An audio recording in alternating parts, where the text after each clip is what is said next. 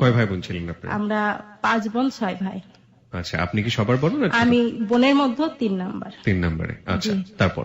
আমার আম্মা আবার বেশ গরু ছিল, আমাদের বর্গা টর্গা দেওয়া থাকতো গ্রামে। আচ্ছা, বাবা কি করতেন? আমার বাবা আকমারাই কলের এজেন্ট ছিল আর হোমিওপ্যাথিক ডাক্তার ছিলেন। আচ্ছা। আমাদের বাড়ির কাছে একটা বাঁশের সাঁকো ছিল, আমি প্রায় গিয়ে ওই বাড়ির থেকে দুধ নিয়ে আসতাম। আমি একদিন ওই বাঁশের সাঁকোর মাঝখানে এসে আমি পানিতে দুধ নিয়ে পড়ে গেলাম ওর মধ্যে, পানির মধ্যে। এখন আশেপাশে কেউ নেই, আমি পানির মধ্যে ডুবিয়ে নিচে চলে যাচ্ছি একেবারে। আবার যখন উপরের দিক উঠে আসতেছি তখন আমার মনে হচ্ছে এই বুঝি আমি বেঁচে গেলাম। আবার দেখি নিচে চলে যাচ্ছি, এভাবে মনে হয় 5-7 মিনিট। হ্যাঁ, সাঁতার জানতেন না? সাঁতার জানি না, আমি আজও সাঁতার জানি না। আচ্ছা আচ্ছা। হ্যাঁ, আমি ভাবছি আর বাঁচলাম না। পরে আমাকে আমার বাড়ির কাছে একটা লোক আমাকে উদ্ধার করে। হ্যাঁ, এটা আমার স্মরণীয় ঘটনা। জি।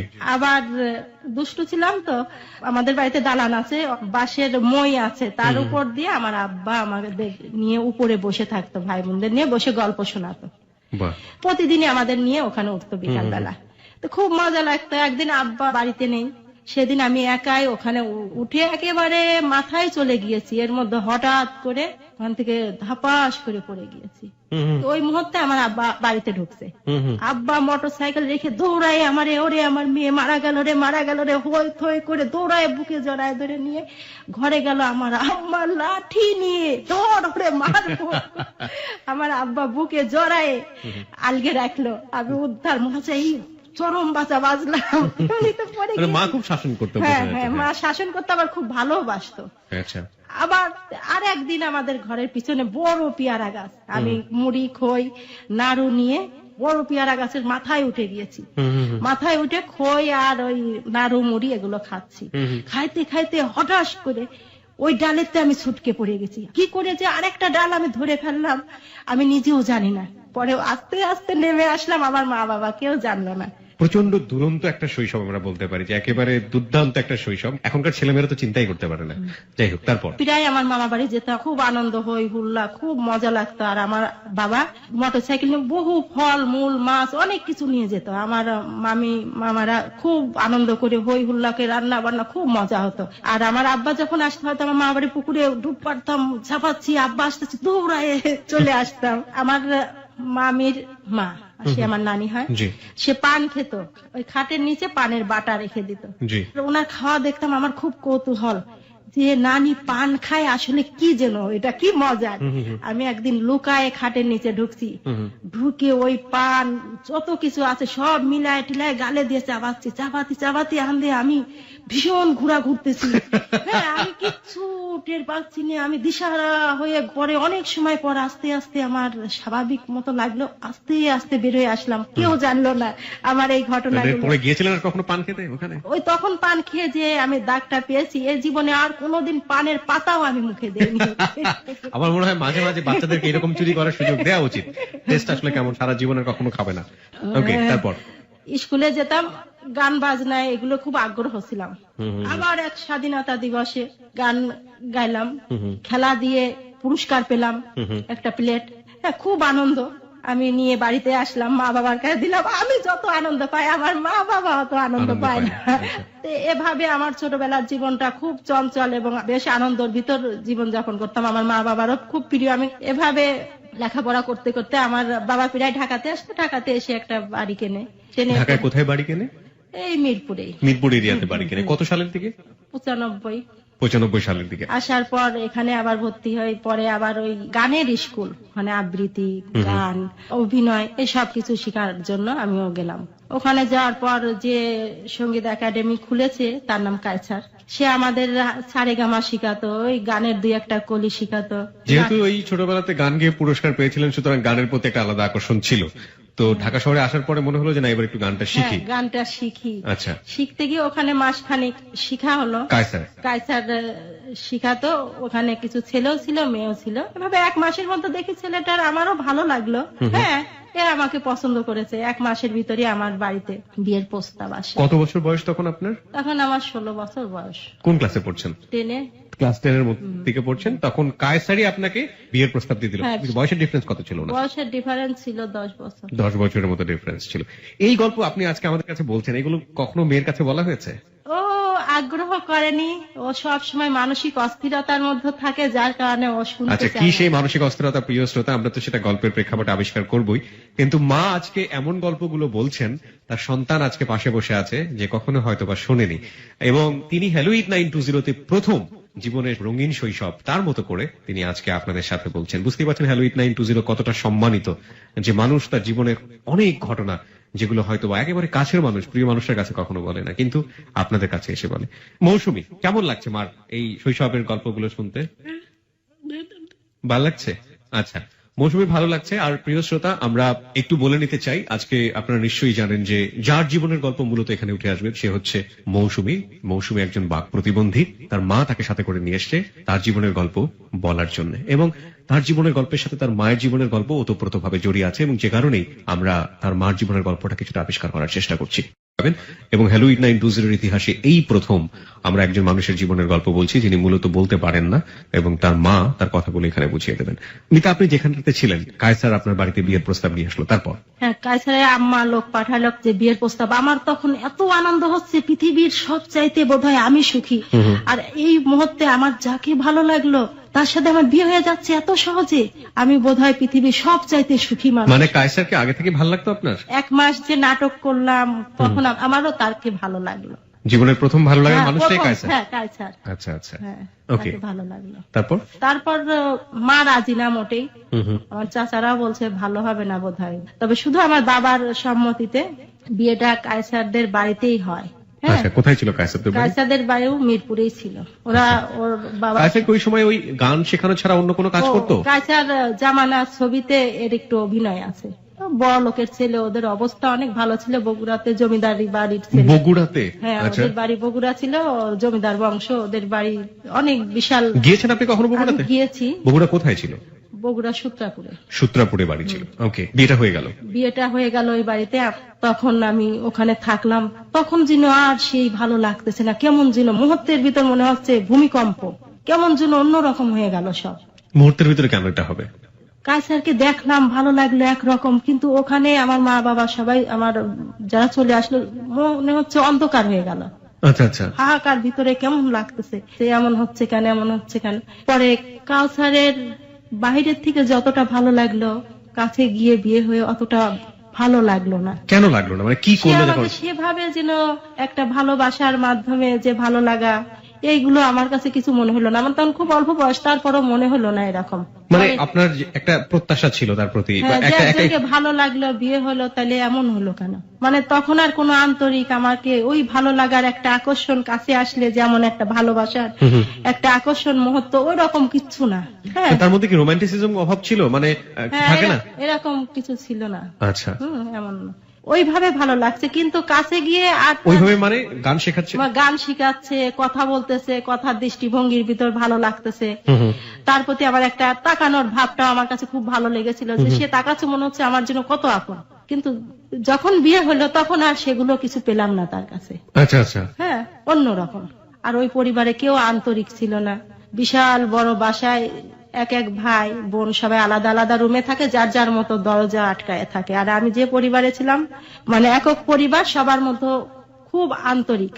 হ্যাঁ, তো ওখানে এভাবে 1 সপ্তাহ পর আমার বড় আপা আসলো। কায়সার আমার বড় আপার কাছে আমার বিরুদ্ধে অনেক অভিযোগ করে ফেললো, যে কি একটা বিয়ে করেছি, জড় পদার্থ, এটা কোনো ইয়ে না, এ কি বিয়ে করেছি, মানে এই ধরনের কথা বললো। আমার বড় আপা খুব মানসিক ভাবে খারাপ লাগলো তাকে, যে এত উৎসাহ আগ্রহ ওরা প্রস্তাব দিল, আর এই কথা বললো কেন। বড় আপা পরে ডাক্তারদের কাছে, আচ্ছা আমার বোনটার বিয়ে দিলাম, তো ওখান থেকে এরকম বলতেছে কেন? ওরা বললো ছেলেটা কেমন, যে একটা বাচ্চা মেয়ে তার সাথে বিয়ে হলো, তার বিরুদ্ধে ছেলেটাই তোমরা বিয়ে দিয়ে ভুল করেছো, ছেলেটা অত ভালো। ডাক্তারের শরণাপন্ন হয়েছিল আপনার বড় বোন?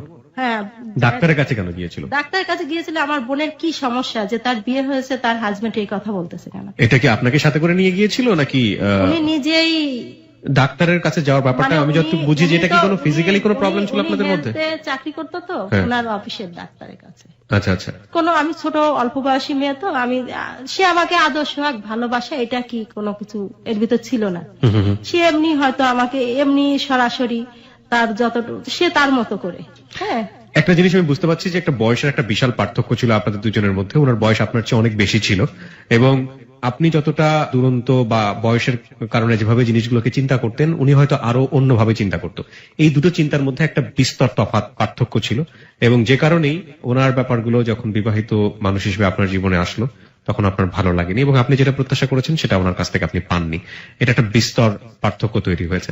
আপনি যেভাবে চিন্তা করেছেন যে আপনার স্বামী বা আপনার স্বপ্নের পুরুষ আপনার কাছে আসবে, উনি হয়তো সেভাবে আসতো না, যে কারণেই আপনাদের সাথে একটা বিশাল দূরত্ব তৈরি হয়েছে। ব্যাপারটা কি আসলে এরকমই? জি, তখন আমার মনে হলো আমার অন্ধকার নেমে আসলো আমার জীবনে। আর আমার যে শাশুড়ি স্বাভাবিকভাবে নিতই না। আমি ওই বাড়িতে যাওয়ার পর সে কাজের লোক বাদ দিয়ে দেয়, খাওয়া দাওয়া এলোমেলো, তার ছেলে মেয়েরা খাচ্ছে আমার দিচ্ছে না। মানে ওহো। প্রথমত 1 মাস আমার হাজবেন্ড আমাকে খাবার খুলে এনে দিত। সে হলো বিয়ের রাত্রি আবার এটা বললো আমার মা খুব খারাপ, তুমি তার সাথে মিশবা না। বললাম কেন খারাপ? অনেক শাশুড়িরা কিন্তু বউরে বিষ খাওয়া মারি ফেলে, তুমি কখনো মিশবা না তার সাথে, কাজ করলেও কাজ করে তুমি আবার ঘরে চলে আসবা, আসে দরজা বন্ধ করে থাকবা। এগুলো আপনাকে বলতে আপনার হাজবেন্ড? এইগুলো বললো। তা আমার খালি এমন কেন বললো, আমার ভাই বোন কেউ আসলে দেখে যে আমি ঘরে দরজা দিয়ে বসে আছি, তো কি ব্যাপার, ও দরজা বন্ধ করে দিয়ে থাকে কেন? আমার হাজবেন্ড বলছে ওইটা। আমার শাশুড়িও কখনো স্বাভাবিক ভাবে নেয় না, আসো কি কথা বলে না, খালি খুঁটা দেয়। কি বিয়ে করছে আমার ওজনে, আমার বাপ মা শোনা দিছে, এর কি দিছে, এরকম বলতো। তারপরও ভালোই ছিলাম 1 মাস। এ খাবার এনে আমারে খাওয়াই দিত, নিজের হাতেই দিত। অবশ্যই এইটা তার ভালো গুণ ছিল, তার খাবারটা নিয়ে আমারে 2-1 গাল খাওয়াই দিত নিজে হাতে। 1 মাসের মাথায় হঠাৎ করে ডাইনিং টেবিলে সে খাচ্ছে, আমাকে বলতেছে আসো। আমি গেলাম, আমারে গালে ভাত তুলে দিয়েছে নিজের হাতে, এটা আমার শাশুড়ি দেখে ফেললো। সেই দিন থেকে আমার শনি শুরু হয়ে গেল। উনি মুহূর্তের ভিতর যেখানে যত পানি, ফুটানো পানি, কাঁচা পানি আছে পুরা বাড়িতে ঢেলে দিচ্ছে, ঢেলে দিয়ে ঝাড়ু দিচ্ছে। এই ঘর বাড়ি এত নোংরা হয়েছে, কোনো কিছু দেখা না, বসে বসে খাওয়া। সে পছন্দ করলো না তার ছেলে আমারে আদর করে খাওয়া দিক। কেন? হয়তো সে চায়নি। আবার এটা বলতো যে আমি চাই না, আমি ভাঙন আসুক, এটা চাই, এরকম বলতো। আমি ঠিক জানি না এই মেন্টাল কমপ্লেক্সিটি গুলো কেন শাশুড়িদের মধ্যে থাকে এবং এটা এই যে বউ শাশুড়ির যে সমস্যাগুলো, গ্রাম বাংলার শাশ্বত সমস্যা, আমরা ঠিক জানি না। এর বিপরীতেও আমরা দেখেছি অনেক সুন্দর কেমিস্ট্রি থাকে বউ এবং শাশুড়ির মধ্যে। তবে হাজবেন্ড তার ওয়াইফকে আদর করবে, এটাই তো স্বাভাবিক। এবং সেই জায়গাটিতে শাশুড়ির এরকম গোস্বা করার বা রাগ করার যুক্তিটা আসলে কি, এটা যারা সাইকিয়াট্রিস্ট আছেন তারাই হয়তো ভালো ব্যাখ্যা করতে পারবেন। ঠিক আছে, তারপর কি হলো? তারপর ওই দিনের পরের দিনই আমার শাশুড়ি হজরের নামাজ পড়ে আর সিজদায় গিয়ে আর ওঠে না। 1 ঘন্টা সে সিজদায় রয়েছে। বাসার সবাই যার যার দরজা খুলে, কি হয়েছে আম্মা এখানে? সেদিন তার ছেলে কায়সার ওই দিনই মার সাথে কথা বললো। আমি এই 1 মাসের মধ্যে একদিনও কথা বলেনি মার সাথে। ওই দিন যখন কথা বললো মায়ের সাথে, তার ওই দিন মিল হয়ে গেল। পরের দিন থেকে কায়সার আমাকে আর ওই যে ভাতটা খাওয়ানো, ওইটা তো দূরের কথা, আমার সাথে কথাও বলে না। যখন তখন চট থাপ্পড়, কানের পর ঘুষি, এগুলো করে। তখন না আমার আরো বিপদ, যে এতটুকু সহানুভূতি ছিল ওইটাও দূর হয়ে গেল। আবার কায়সার আমারে বলতেছে যে দেখো, কখনো যদি তুমি ঘরে দুয়ারে থাকো, যেই দরজা ধাক্কাইলে বলবা যে কে, তার আগে তুমি দরজা খুলবা না, দিন হোক আর রাত হোক। হ্যাঁ, তা আমি একটা জেলখানার মধ্যে, আমার ভাই বোন কেউ আসলে একটু ওই নক করে, একটু চোখে দেখা হয়, আমি মুখ দিয়ে তাদের সাথে কথাও বলতে পারি না মন খুলে। আবার আমার মায়ের বাড়িতে আমি নিজে যাইতে পারি না, আমার কায়সারও আমার নিয়ে যায় না। গেলে আমার শাশুড়ি তার সাথে করে নিয়ে যাবে, আমি 2টা কথা আমার মায়ের সাথে ভাই বোনের সাথে বলতে পারি না, আবার সাথে করে নিয়ে আসি। আমি ভীষণ অসুস্থ হয়ে পড়তেছি, কারণ খাবার দেয় এমন টাইমে, আমার শাশুড়ি দুপুরের খাবার বিকেলে দেয়, ক্ষুধা মরে যায়, আর খাইতে পারি না। আমি খুব অল্প বয়সে বেশ সুন্দর ছিলাম, ওদের বাসা থেকে আমি এমন শুকায় গেলাম যেন আমার কেউ চিনতে পারে না, বলে ঝড়ের চিল। বিয়ের পরে কি আপনার হাজবেন্ড লেখাপড়া বন্ধ করে দিয়েছে? আপনি স্কুলে যান? ওখানে মানে কোথায়? মিরপুরে? মানে মিরপুরে ওদের বাড়িতে যে কয়দিন থাকলাম আমার সব বন্ধ। আচ্ছা, জেলখানা ওটা। আর এরা যদি কখনো বাইরে যায়, বাইরে গেছি গেটটা তালা মাইতে আমার একলা রেখে চলে যায়, আমার সামনে কোনো খাবারও দিয়ে যায় না। একদিন ভীষণ ক্ষুধা লাগছে, ছটফট করতেছি, আবার গেটও তালা মারা। এমন সময় আমার একটা ভাই, আমার সেজো ভাই, ভাইটা খুব ছোট, ক্লাস 3-তে পড়ে, কাছাকাছি বাসা তো, ও আসছে। ওর কাছে আমি বলতেছি আমার না খুব ক্ষুধা লাগছে। ও ছোট বাচ্চা ছেলে, ও আমার একটা সেদ্ধ হাঁসের ডিম এনে দিয়ে গেল। মাঝে আমি এই স্মৃতিটা ভুলতে পারি না আমার। ভীষণ কষ্ট লাগে। তো ওখানে আমি এমন ভাবে, আমি কি অপরাধ, আমি একটা বাচ্চা মেয়ে, অল্প বয়সী, এই বয়সে কারোর বিয়ে হয় না, এটা কৈশোরকাল, আমার ভালো লাগার কারণে আমার মতেই বিয়েটা হয়, আমার বাবা মা চাপায়নি। তো সেখানে আমার জীবনে এত করুণ হয়ে গেল, আমি কি করে বাঁচবো, আমি আর বাঁচতে পারতেছি না। এভাবে আমার মা বাবাও একসময় খুব কম আসে তো সেখানে কোনো আন্তরিকতা পায় না। আমার বড় ভাই একদিন আসছে, গেটের বাইরেতেই ওরা বিদায় দিয়ে দিল। আমার শাশুড়ি এমন, কায়সার বাইরে যায় কথা বললো, আমি বাইরে যায় কথা বললাম, কায়সার আমার ভাইদের ডাকলো না ভিতরে আসতে, চলে গেল, গেট তালা মেরে দিল। আমার প্রচন্ড কষ্ট হচ্ছে। তখন আমার শাশুড়ি বলতেছে, কি ব্যাপার, তোমার ভাই খাইয়ে গেল না? সে সামনে এক পিছনে এক। আচ্ছা আচ্ছা। হ্যাঁ, যে খাবারটা আমি রেডি করে রাখছিলাম, আমার ভাই এক প্যাকেট কি খাবার টাবার আনছিল, ওইটা বাইরের থেকে আমার হাতে দিয়ে গেল। ভাইয়ের সাথে একটা লোক ছিল, বলছে কি, আচ্ছা তোমার বোনের বিয়ে হয়েছে তো বেশ বড় বাড়িতে, তুমি আপন বোনের বাড়িতে আসলে ভিতরেও নিল না।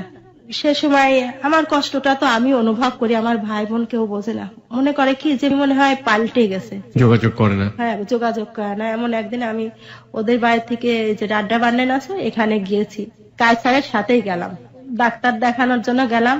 এমন সময় আমার মেজ বোন দুলা ভাই তারাও ওখানে আসছে, আমি দেখিনি তাদের, কিন্তু তারা আমার দেখেছে।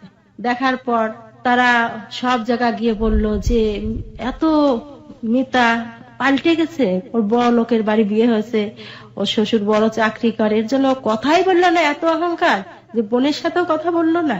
হ্যাঁ, ওরা আমাকে ভুল বুঝলো, কিন্তু আমি যদি তাদেরকে দেখতাম কিভাবে জড়ায় ধরতাম, কত আমার ভিতরে কত আকুতি, যে আমার ভাই বোনের একটু কাছে যায় জড়ায় ধরি, আমার মায়ের সাথে দুইটা কথা বলি, আমার মার সাথে আমি একটু কথা বলতে পারতাম না, বাবার সাথে কথা বলতে পারতাম না। এমন সময় একদিন হলো বিছনা থেকে উঠতে পারতেছি না, তাই আমার একটা দেবর, আমি ওরে বললাম যে কেউ একটু কথা বলতো না, ও একটু আন্তরিক ছিল, দুইটা দেবর একটু আন্তরিক ছিল, যে আমি বলতেছি আমার না খুব অসুস্থ, খুব খারাপ লাগতেছে, কি করব। তো ও বলতেছে কি যে ভাবি তুমি একটা কাজ করো, আমি বারান্দায় দাঁড়াই, বাসা তো কাছে 5 মিনিটের পথ, তুমি যাও, তোমার মা ভাই বোনের সাথে দেখা করলে তোমার ভালো লাগবে, দেখা করে তুমি তাড়াতাড়ি চলে আসবা। আর আমার মনে হচ্ছে কি আমি যদি একবার বাড়াতে পারি এখান থেকে আর ঢুকবো না, কারণ এভাবে বাঁচা যায় না, প্রচন্ড মানসিক শারীরিক যন্ত্রণা। যখন তখন কায়সার আমাকে মারতেছে, যখন তখন কিল মারতেছে, বিশেষ করে কানের পর বেশি খুশি মারতো। হ্যাঁ, আমার আজও পর্যন্ত কানের সমস্যা। প্রিয় শ্রোতা, আমি এখানে আপনাদেরকে একটু মনে করাতে চাই, দেখুন মিতা যিনি আমাদের আজকে এখানে গেস্ট, তার জীবনের গল্পের সাথে তার মেয়ে মৌসুমী যিনি বাক প্রতিবন্ধী, তিনি আমাদের স্টুডিওতে আছেন, তার একটা ছবি ফেসবুকে দিয়ে দেওয়া হয়েছে। মূলত তার জীবনের গল্প, মানে মৌসুমীর জীবনের গল্প এখানে উঠে আসবে, কিন্তু মৌসুমীর জীবনের গল্প ওঠার জন্য মিতার জীবনের গল্পের ব্যাকগ্রাউন্ড জানাটা খুবই জরুরি। মিতার জীবনের গল্পের যে ব্যাকগ্রাউন্ডে আমরা এখন রয়েছি, সেখানে আমরা দেখতে পাচ্ছি যে মিতার যে শৈশব, ছোটবেলা, সেটা প্রচন্ড দুরন্ত একটা শৈশব, অদ্ভুত সুন্দর একটা শৈশব। সে পেয়ারা গাছের মগডালে বসে মুড়ি মুড়কি খাচ্ছে, ওখান থেকে পড়ে যাচ্ছে, এবং এই যে দুরন্ত শৈশব, সেখানে ফ্যামিলির একটা অদ্ভুত রকমের সাপোর্ট ছিল, এবং ছেলেমেয়েরা তো এভাবেই বড় হবে, এটাই স্বাভাবিক, এটাই নিয়ম ছিল যৌথ পরিবারের। কিন্তু সেখান থেকে সে তার প্রিয় মানুষটা, ভালোবাসার মানুষটাকে পরিবারের অমতে বিয়ে করেছে, সেটা পারিবারিক ভাবেই বিয়েটা হয়েছে, কিন্তু সেই বিয়েটা হবার পরে ঠিক আমরা যেটা বলি যে নদীর মাছ কিংবা সমুদ্রের মাছ যখন অ্যাকুয়ারিয়ামে ভর্তি হয়, সেই যে অবস্থাটা হয়, তাকে চারপাশ থেকে রুদ্ধ করে ফেলা হলো। বাসার মধ্যে 24 ঘন্টা তাকে থাকতে হবে, স্বামীর অত্যাচার, স্বামীর সাথে বয়সের একটা বিশাল গ্যাপ ছিল, শাশুড়ির সাথে বনিমানা হচ্ছে না, গায়ে প্রহার করা হচ্ছে, তার মানে কি রকম একটা নিদারুণ দিনাতিপাত সে করছে, যে বলছে যে বাসা থেকে বের হয়ে গেলে আমি আর বাসায় কখনো ফিরবো না, শ্বাস নিয়ে বাঁচতে চাই, এরকম একটা অবস্থার মধ্যে আমরা রয়েছে। আমরা ফিরতে চাই আপনার কাছে আবারও, তবে তার আগে বলতে চাই আমাদের ফেসবুকের ঠিকানা, বিশেষ করে মৌসুমীকে যদি আপনি দেখতে চান, যিনি আমাদের এখানে আছেন বাক প্রতিবন্ধী, চলে আসতে পারেন আমাদের ফেসবুকে। আমাদের ফেসবুকের ঠিকানা facebook.com/hello8920। আমি আবারও বলছি facebook.com/HELLO8920। ওখানে গিয়ে অবশ্যই লাইক দেবেন, লাইক দেওয়ার সঙ্গে সঙ্গে আপনি হ্যালো 8920 মেম্বার হয়ে যাবেন। হ্যাঁ, আপনার দেবর বলছিল যে আপনি আপনার বাসায় গিয়ে বেরিয়ে আসেন, তারপর? আমি বাসায় গেলাম আর আসিনি, সন্ধ্যা হয়ে গেছে। পরে আমার দেবরটা সন্ধ্যার সময় গেল, গিয়ে আমার বোন দুলা ভাইয়ের কাছে বলতেছে আমি ভাবিরে বলে দিয়েছি 5 মিনিটের মধ্যে দেখা করে যেতে, ভাবি আর যায় না, এখন বাসায় সবাই জেনে গিয়েছে। সে আমার দুলা ভাইকে বুঝায় টুজায় বললো ভাবি যায় না কেন, বলছে আমি যাবো না, আমার ওখানে গেলে আমি বাঁচবো না। তারপর আমার দুলা ভাই বললো না যাও। তারপর আসলাম, আসার পরে আমার শ্বশুর আমাকে ডাকলো, তুমি চলে গিয়েছো কেন, ভালো মন্দ বলে যাবা না তোমার শাশুড়িকে? তো তে আমি তাকে বললাম যে এমন পরিস্থিতি আমার শাশুড়ির কাছে বলার মতো পরিস্থিতি সে মেনেই নেবে না। আমি যার জন্য আগে আমার দেবরকে বলেছি, সে আমাকে বলেছে কি যে কোনোভাবেই মা মেনে নেবে না, তুমি যাও, আমি তোমার জন্য বারান্দায় দাঁড়িয়ে আছি, তুমি তাড়াতাড়ি চলে আসবে। কিন্তু এখানে আসলে আমার অনেক কষ্ট, এটা কেউ দেখে না। আমার শ্বশুর আবার মোটামুটি ভালো ছিল, সে বলতেছে কি যে তুমি পরিবারের একজন সদস্য, তুমি তো ভালো মন্দ আমার কাছে বলবা, কিন্তু তার পর্যন্ত যাওয়াই যায় না। আমার শাশুড়ি ভীষণ ভাবে খেপে যায়। আমার শ্বশুরের যদি কোনো কিছু দেখি, আমার বাবার মতো সে কিছু দিতে গেলে আমার শাশুড়ি ভীষণ চিল্লায় ওঠে, ও এখন লোক আসছে না, মানে খারাপ মতো মনোভাব নিয়ে নেয়। কায়সার বলতেছে কি শোনো, ওই দিনের পর আবার বলতেছে যে দরজা নক করলে তুমি কোনোভাবেই খুলবা না। তো একদিন মাগরিবের পরে দরজায় শব্দ হচ্ছে, আমি তো আতঙ্ক ওই বাড়িতে, দরজা ধাক্কাচ্ছে, আমি বলতেছি কে কে কে, কোনো সারা শব্দ নাই। পরে কায়সার আসার পর বললাম যে কে যেন দরজা ধাক্কালো, আমি এত কে কে বললাম, কোনোভাবে আওয়াজ হলো না। পরে কায়সার তার মাকে গিয়ে বলে, তার মা মানে আমার শাশুড়ি আমার শ্বশুরকে বলে, তোমার বউ তোমার নামে বদনাম দিয়েছে, তুমি নাকি রাত্রি গিয়ে তার দরজা ধাক্কাইছো। সেদিন আমার শ্বশুর ভীষণ ভাবে দুঃখ পায়, আমাকে বলতেছে তুমি আমার নামে এত বড় বদনাম দিলে, যে তুমি আমার ছেলের বউ, আমার মেয়ের মতো, এত বড় কথা তুমি কি করে বললে, আমার জীবনে এত বড় আঘাত আমি কোনোদিন পাইনি। কিন্তু এখানে আমার কিছু করার নেই, আমি তো তাকে আমার বাবার মতো শ্রদ্ধা করি। ওই পরিবারের মধ্যে আমার ওই দেবর আর আমার শ্বশুর, এই দুইজন মানুষ ভালো ছিল, কিন্তু তাদের কাছাকাছি যাওয়ার মতো, দুইটা কথার মতো সুযোগ ছিল না। এভাবে বদনাম হয়ে গেল আমার শ্বশুর ডাকটা তার মনে। এক পর্যায়ে আমি বিছনায় পড়ে যাই, উঠতে পারি না, বসতে পারি না, শুইতে পারি না, মানে গ্যাস্ট্রিক আলসার হয়ে গেছে, শরীরের সাথে চামড়া ছাড়া আর কিছু নেই। সবে বরাতের দিন সেদিনে আমি কায়সারকে বললাম, আমি তো ভীষণ ভাবে অসুস্থ, আমি কি করব, আমি তো উঠতে পারতেছি না। এদিকে আমার শাশুড়ি বিরাট এক হাড়িতে 10 কেজি বুটের ডাল সেদ্ধ দিয়েছে, ওনার ধারণা যে ওইটা আমার দিয়ে বাটাবে, আমি ওইটা কি করে বাটবো। তো যার কারণে কায়সারকে আমার বলার যে আমি তো পারতেছি না, ও কায়সার কিছু করবে। কায়সার বলতেছে কি যে আমার কিছু করার নাই, তুমি অসুস্থ হলেই কি মরলেই কি, আমার কিছু করার নেই, আমার মা বাবা আছে, তুমি যাও তাদের কাছে বলো যে তুমি অসুস্থ। কারণ কায়সারের কোনো সাড়া পেলাম না। আমি গেলাম শ্বশুর শাশুড়ির সামনে গিয়ে বলতেছি, বাবা মা আমি খুব অসুস্থ, আমি বিছানা থেকে উঠতে পারতেছি না, আমি কি করব। ওনারাও তো চোখে দেখতেছে যে আমার কি পরিস্থিতি। শাশুড়ি কোনো জবাব দিল না। শ্বশুর কায়সারে ডাকতেছে, কায়সার কায়সার এদিকে আসো। আসার পর আমার শ্বশুর বলতেছে, কায়সার তোমার বউ মিতা নাকি অসুস্থ। বলতেছে আমি কি জানি অসুস্থ, তো আমি তো তার তালাক দিয়ে দিছি। তো তুমি তালাক দিয়ে দিয়েছো মানে? আমি 3 তালাক তার বলে দিয়েছি। কবে বলেছিল? বলে নাই, কিন্তু ওই যে মা যেমন এক রকমের কথা বলে, কায়সার ওই রকম, মানে ওনে যা উপস্থিত এই কথাটা বলে দিল। তখন আমার শ্বশুর বলতেছে, ও তোমার এই কথা বলেছে কায়সার? আর বলছি না, এরকম কোনো কথা বলে নেই বাবা। তখন কায়সার বলতেছে ঠিক আছে এখন বলি। তখন কায়সারের বাবা বলতেছে না থাক। এমন মুহূর্তে আমার শ্বশুর বলতেছে কি আমরা ধর্মভীরু, আল্লাহকে বিশ্বাস করি, ও যখন বলে নেই এখন বলতে চাচ্ছে, তাইলে তো তোমার তালাক হয়ে গেছে, তোমার আমরা কোথায় রাখো, তুমি ছোট মেয়ে, বাচ্চা মেয়ে, এরকম মেয়ে, তোমার স্বামী যদি তোমার না চায় এখানে থাকবা কি করে, আমাদের বিপদ, তুমি তোমার বাবা মার বাড়ি চলে যাও। এই করে আমার কিছু জামা কাপড় দিয়ে আমার ওই দেবরটার সাথে আমার পাঠায় দেয় আমার বাবার বাড়িতে। প্রিয় শ্রোতা, এখানে সবাইকে একটু নোট করতে চাই, আমাদের সমাজে আমরা দেখেছি এই ধরনের ঘটনা অহরহ ঘটে, এবং এরকম ঘটনা যে ঘটতো না ব্যাপারটা কিন্তু তা না। একেবারে প্রত্যন্ত গ্রাম অঞ্চলে মানুষের মধ্যে এক ধরনের অন্ধ গোড়ামি, সেই জায়গাটা থেকে বুঝে হোক বা না বুঝে হোক এই ধরনের একটা চিন্তা মাথার মধ্যে কাজ করে যে মৌখিক ভাবে যদি স্ত্রীকে 3 বার তালাক শব্দ উচ্চারণ করা হয় তাহলে তিনি তালাক হয়ে যান। এবং অনেক সময় মানুষ কোনো হিতাহিত জ্ঞান থাকে না, রেগে এই ধরনের কাজ করেন। রাগটা যখন নেমে যায় তখন তার মনে হয় যে হায় হায় কত বড় অপরাধ করেছি, কত বড় ভুল করেছি। আইন যেটা আছে রাষ্ট্রের, এবং স্পষ্টভাবে রাষ্ট্র কর্তৃক যেটা এনশিওর করা হয়েছে আমরা যতদূর জানি, সেটা হচ্ছে মৌখিকভাবে তালাক দিলে সে তালাক কোনোভাবেই গ্রহণযোগ্য হবে না।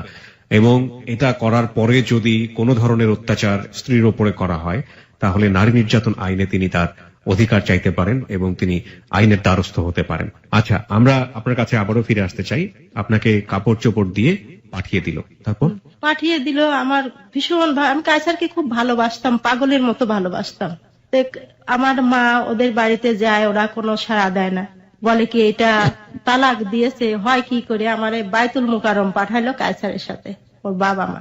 বায়তুল মুকাররম হুজুরের কাছেও সম্মতি নিতে হবে, এটা তালাক যদি না হয় তাহলে আমরা হয়তো ভাবতে পারি। আচ্ছা, তো কায়সারের সাথে গেলাম, হুজুর তো সামনাসামনি দেখা দেন, আড়ালে হুজুরের কাছে কায়সার বলতেছে আমি তাকে 3 তালাক বলেছি। আর হুজুর আমাকে জিজ্ঞাসা করতেছে যে বলছে, আমি বলছি না বাবা, সে আমাকে কোনো তালাক বলে নাই, কিন্তু সে তার বাবাকে বলছে যে আমি এখন বলি।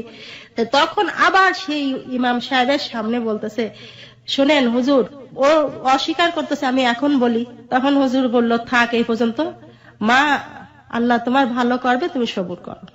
ওখান থেকে ফিরে আসলাম, তখন আমি আমার বাবার বাড়িতে। সবুর করো মানে উনি কোন ধর্মীয় বিধান অনুসারে সেটা ব্যাখ্যা করেন যে কিচ্ছু তালাক বললো হয়েছে না। কি হয়নি, কিচ্ছু হ্যাঁ, বলেন মনের বিরুদ্ধে তো কিছু হয় না, মানে হুজুর কিচ্ছু বললো না। ওকে, উনি বলেছে যে মনের বিরুদ্ধে কিছু হয় না। হয় না। আচ্ছা, হ্যাঁ, তখন আমার ফিরে আসতে হলো। তখন মৌসুমী আমার 1.5 মাসের পেটে। মানে যে 3 মাসের মধ্যে আপনি ওখানে 3 মাস ছিলেন, সেই সময় 1.5 মাস পরে মৌসুমী আপনার পেটে চলে এসেছে, হ্যাঁ, মৌসুমী। যে মৌসুমী আজকে আমাদের এখানে বসে আছে। জি। ওকে, এই 3 মাসের পরে আপনি বাড়িতে চলে আসলেন। প্রিয় শ্রোতা, আমরা এই জায়গাটায় ছোট্ট একটা বিরতি নিতে চাই। আজকে হ্যালো 8920 এমন একটি জীবনের গল্প প্রচার করা হচ্ছে যেটা সত্যি সত্যি অভাবনীয় এই অর্থে যা আমরা বলে থাকি যে কোনো মানুষের জীবনের গল্প এখানে প্রচার করা হবে যদি সেটা শিক্ষণীয় হয়। কিন্তু আমাদের একটা সীমাবদ্ধতা ছিল যে একজন বাক প্রতিবন্ধী যিনি বলতে পারেন না, তার জীবনের গল্প আমরা এখানে কিভাবে প্রচার করব। আজকে একজন বাক প্রতিবন্ধীর গল্প হ্যালো 8920 প্রথমবারের মতো প্রচারিত হচ্ছে এবং তিনি হচ্ছেন মৌসুমী, যার ছবিটা আমাদের ফেসবুকে দিয়ে দেওয়া আছে, যাকে দেখে আপনি অবাক হয়ে যাবেন। অবাক কেন হবেন সেটা আপনার ওখানে গেলেই বুঝতে পারবেন। এবং তার মা এখানে এসছেন, তার মা হচ্ছেন মিতা মূলত তার জীবনের গল্পে মৌসুমীকে যেভাবে ধারণ করেছেন, মৌসুমীর জীবনের গল্প পুরোটা এখানে প্রকাশ করবেন এবং তিনি তার জীবনের গল্পের ছোটবেলাটা, ব্যাকগ্রাউন্ডটা, কায়সারের প্রতি তার ভালোবাসা এবং কায়সারের কাছ থেকে তার ফিরে যাওয়া, এই বিষয়টিতে ছিলেন। আমরা ছোট্ট একটা বিরতি, মানে সংবাদের বিরতির পরে ফিরে এসে মৌসুমীকে নিয়ে তার যে জীবনের যাত্রাটা শুরু হলো। মৌসুমী মাত্র 1.5 মাসের পেটে এবং আজকে 17 বছর বয়স মৌসুমীর, এবং মৌসুমী আজকে স্টুডিওতে বসে আছে হ্যালো 8920। প্রিয় শ্রোতা, আজকে মৌসুমীকে দেখার জন্য এই মুহূর্তে আপনি চলে আসতে পারেন আমাদের ফেসবুকে। আমাদের ফেসবুকের ঠিকানা facebook.com/hello8920। আমি আবারও বলছি facebook.com/HELLO8920। ওখানে গিয়ে অবশ্যই লাইক দেবেন। লাইক দেওয়ার সঙ্গে সঙ্গে আপনি হ্যালো 8920 মেম্বার হয়ে যাবেন। আমরা ছোট্ট একটা বিরতির পর ফিরে আসছি মিতাকে নিয়ে, মৌসুমীকে নিয়ে, তাদের জীবনের গল্পে। হ্যালো 8920। হ্যালো 8920। প্রিয় শ্রোতা, সংবাদের বিরতির পর আমরা আবারও ফিরে এসেছি হ্যালো 8920 আপনি শুনছেন আপনার প্রিয় স্টেশন এবিসি রেডিও FM 89.2। আর কিবরিয়া আপনার সঙ্গে রয়েছে এবং সঙ্গে রয়েছে আজকে আমাদের বন্ধু, আমরা আমাদের অতিথি বলে থাকি মৌসুমীর জীবনের গল্প মূলত আমরা এখানে প্রচার করছি। কিন্তু মৌসুমীর জীবনের গল্প তার নিজে থেকে বলা অসম্ভব, কারণ তিনি বাক প্রতিবন্ধী। তার জীবনের গল্প বলতে এসেছেন তার মা মিতা, এবং মিতা মৌসুমীর জীবনের গল্প বলতে গিয়ে তার জীবনের গল্পের কিছুটা ব্যাকগ্রাউন্ড এনেছেন, যেটা মৌসুমীর জীবনের গল্প বোঝার জন্য আপনার খুবই খুবই খুবই জরুরি। আমরা এরকম একটি পর্যায়ে ছিলাম যে সাংসারিক অনটনের মধ্যে, একেবারে অসহনীয় একটা অবস্থার মধ্যে মৌসুমী তখন পেটে এসছেন মিতার, এবং যে সময়টাতে তার স্বামী দাবি করছেন তিনি মৌখিকভাবে মিতাকে তালাক দিয়ে দিয়েছেন। আমরা এই প্রসঙ্গ থেকেই ফিরতে চাই, তবে তার আগে আপনাকে বলতে চাই হ্যালো 8920 যদি আপনি আপনার জীবনের গল্প বলতে চান তাহলে চলে আসতে পারেন এখানে, এবং চলে আসার জন্য নিয়ম হচ্ছে আপনাকে আমাদের এখানে ফোন করতে হবে। ফোন নাম্বারটি হচ্ছে 91156668। আমি আবারও বলি 91156668। এখানে ফোন করার পরে আপনি আপনার সেল নাম্বার এবং আপনার নাম স্পষ্ট করে ধীরে ধীরে বলবেন। তারপরে আপনার জীবনের গল্প, যে বিষয়ে আপনি জীবনের গল্প বলতে চান, সেটা সারাংশ 2 মিনিটের মধ্যে বলবেন আপনার সঙ্গে যোগাযোগ করতে। আমাদের টিম মেম্বার শাকিল আপনার সঙ্গে যোগাযোগ করবে। ফেসবুকে যারা আছেন তাদের কমেন্টস দেখে আমরাও অনেক বেশি অবাক হচ্ছি, কারণ আমরা জানতাম যে আপনারা অবাকই হবেন। উপরওয়ালার নিখুঁত সৃষ্টিও মাঝে মাঝে কিছুটা হলেও দাগ কেটে যায়। আমরা আপনাদের সবাইকে বলছি আমাদের এই বন্ধু মৌসুমীকে দেখার জন্য, ফেসবুকে আসার জন্য। আমাদের ফেসবুকের ঠিকানা www.facebook.com/hello8920। আমি আবারও বলছি www.facebook.com/HELLO8920। ওখানে গিয়ে অবশ্যই লাইক দেবেন। লাইক দেওয়ার সঙ্গে সঙ্গে আপনি হ্যালো 8920 মেম্বার হয়ে যাবেন। আচ্ছা মিতা, আমরা যেখানটাতে ছিলাম আপনাকে রেখে আসলো, তখন 1.5 মাসের পেটে হচ্ছে আপনার সন্তান। তারপর বায়তুল মুকাররম থেকে আসলাম, ওখানে কোনো আশা পেলাম না। আচ্ছা। পরে আমি বাসায় এসে আমার মাকে বারবার বলি, মা কিছু করো। মা কায়সারদের বাসায় যায়। কায়সারের মা বলে কি ঠিক আছে, আমরা চিন্তা ভাবনা করে দেখি, কালকে আসবেন।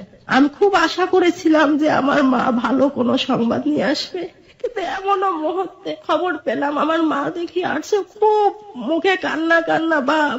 দেখে আমি বুঝতে পারলাম যে নিশ্চয়ই কোনো ভালো সংবাদ না। আমি জিজ্ঞাসা করলাম, মা কি হয়েছে, কোনো খবর নেই? মা বলতেছে, ওর মা বললো কি, বিয়েটা তো কাঁচের গিলাস, কাঁচের গিলাস যদি ভেঙে যায় সেটা কি আর জোড়া লাগে? আমার আর কিছু করার থাকলো না। আমি তখন থেকেই আমার মা বাবা ভাই বোনের সাথে থাকি, এর ফাঁকে লেখাপড়া করি। মৌসুমী আমার পেটে, আমার মনে অনেক আশা স্বপ্ন আসে যে একমাত্র আমার বাচ্চাটা আমার অবলম্বন, তাকে আমি জীবনে সুন্দর করে অনেক বড় ভালো করে মানুষ করব, ওকে ডাক্তার বানাবো। আমি ডাক্তারের কাছে গেলে আমার ভাই কিংবা আমার মা এরাই আমাকে নিয়ে যায়। আপনার হাজবেন্ড কি জানতো যে আপনি সেই সময়টাতে কনসেপ্ট করেছেন? আমার মা তাদেরকে জানায়, তাদের তাও কোনো সহানুভূতি ভালো মন্দ কোনো কিছু সাড়া দেয় না। কাউসারও এটা জানার পরে কোনো কিছু না, বলেনি? কোনো সাড়া দেয় না। তবে আমার বোনরা বলতেছিল, তুমি এই বাচ্চাকে নষ্ট করে দাও, কোনোভাবেই রাখতে দেবে না। আমি জানি যে এটা আমার একমাত্র বেঁচে থাকার অবলম্বন, আমি একে কোনোভাবেই হারাবো না। কারণ আমি কাউসারে পাগলের মতো ভালোবাসতাম। আমার এটা ছিল যে আমি সারা জীবন তার অপেক্ষায় থাকবো, আর আমার বাচ্চাকে আমি তেমন করে তৈরি করব। অনেক রকমের স্বপ্ন আমি আমার বাচ্চাকে নিয়ে দেখতে থাকি। প্রচন্ড মানসিক কষ্ট। আমি কাউসারদের সাথে আমাদের কোনো যোগাযোগ হয় না। এভাবেই একটা হেলথের চাকরি নিই। আপনাকে কাজটা কি জোগাড় করে এটা দেয়? একটা এনজিও। সেই ডাইরেক্টরকে বলি, আমি তো খুব মানসিক ভাবে ভেঙে পড়েছি, আমি কোনো কর্মের মধ্যে না থাকলে আমি বাঁচতে পারতেছি না। তো আমি লেখাপড়া করি, আমি এসএসসি পরীক্ষা দেবো। তো বলছে ঠিক আছে, তুমি আসে এখানে করো। মানে দেখো ওনার কেমন সাথে যোগাযোগ করেছিলেন কিভাবে? বাসার কাছাকাছি একটা প্রজেক্ট ছিল। আচ্ছা আচ্ছা, সেই প্রজেক্টের মাধ্যমে যোগাযোগ হয়। হ্যাঁ, হ্যাঁ। আচ্ছা, তো মৌসুমীকে নিয়ে আমি 7 দিনের প্রশিক্ষণ দিই কাকরাইল। মৌসুমীকে নিয়ে মানে কি? মৌসুমী তখন মৌসুমী পেটে? আমার পেটে। কিসের প্রশিক্ষণ নিলেন? ওই ফ্যামিলি মানে মা ও স্বাস্থ্য, ফ্যামিলি প্ল্যানিং এর উপরে, Family planning মা এবং উপরে। শিশু হ্যাঁ, স্বাস্থ্য। NGO, হ্যাঁ, আচ্ছা NGO। আচ্ছা। এক পর্যায়ে সময় গুনায় আসলো, ভীষণ ভাবে অসুস্থ, হাসপাতালে নিয়ে আমাকে ভর্তি করা হয়। আমার মা নিয়ে ভর্তি করে, আমার শ্বশুর তখন আসে, আমার সিজার হবে। এখন ডাক্তার আমার সামনেই বলতেছে যে বাচ্চাটা আধা ঘন্টা আগে মারা গেছে, আর কিছু সময়ের মধ্যে রোগী মারা যাবে। মানে আপনাকে বলছে এটা? হ্যাঁ হ্যাঁ, মানে আমি হুইল চেয়ারে বসা, আচ্ছা আচ্ছা। হ্যাঁ, আমার মা পাশে দাঁড়ানো। বলতেছে বাচ্চা মারা গেছে, এখন মা মারা যাবে কিছু সময়ের মধ্যে। এর মধ্যে হুড় পার করে ডাক্তারে আমার ওটিতে ঠেলতেছে, আর আমার মা হাও মাও করে কাঁদতেছে, বাচ্চা মারা গেছে। আমার ভাই বলতেছে, মা তুমি বাচ্চার জন্য কাঁদতেছো, তুমি তোমার মেয়ের জন্য কাঁদো। তো ওইটা বলতে বলতে আমি আর আমার কোনো জ্ঞান নেই, আমার নিয়ে গেল ওটিতে, প্রেশার মাপতেছে আর বলতেছে যে উনি ওই ভদ্রলোকটা কে, দেখতে শুনতে খুব সুন্দর। তো মানে আপনার হাজবেন্ড? না, আমার শ্বশুর। আচ্ছা, শ্বশুর তো, এসেছিল। হ্যাঁ, ডাক্তারে বলতেছে তোমার কি হয়? তো শ্বশুর, হ্যাঁ, বলছে আপন শ্বশুর। বলছে হ্যাঁ। এই বলতে বলতে আমার আর জ্ঞান নাই, ওনারা আমার ঘুমের ইনজেকশন দিয়ে দিয়েছে। আর কোনো ঘটনা আমি জানি না। 3 দিন পর যে ডাক্তার আমাকে সিজার করেছে, সে বলতেছে কি যে তোমার কি হয়েছে জানো? আমার কিছু মনেই আসতেছে না আমার কিছু হয়েছে কিনা, যে তোমার একটা ফুটফুটে মেয়ে হয়েছে। এরকম আমার সেন্সে কিছু কাজ করতেছে না, মাথা উনি যে বলতেছে আমার মাথা কাজ করতেছে না। তো আমার মা কেউ আমার কাছে আসতে দেয় না, আমার এমন পরিস্থিতি, অবস্থা খারাপ। আর ওকে দোতলায় ছিল, আমি ছিলাম 10 তলায়। ওর সাথে আমার 10 দিনের মধ্যে কোনো সাক্ষাৎ নেই।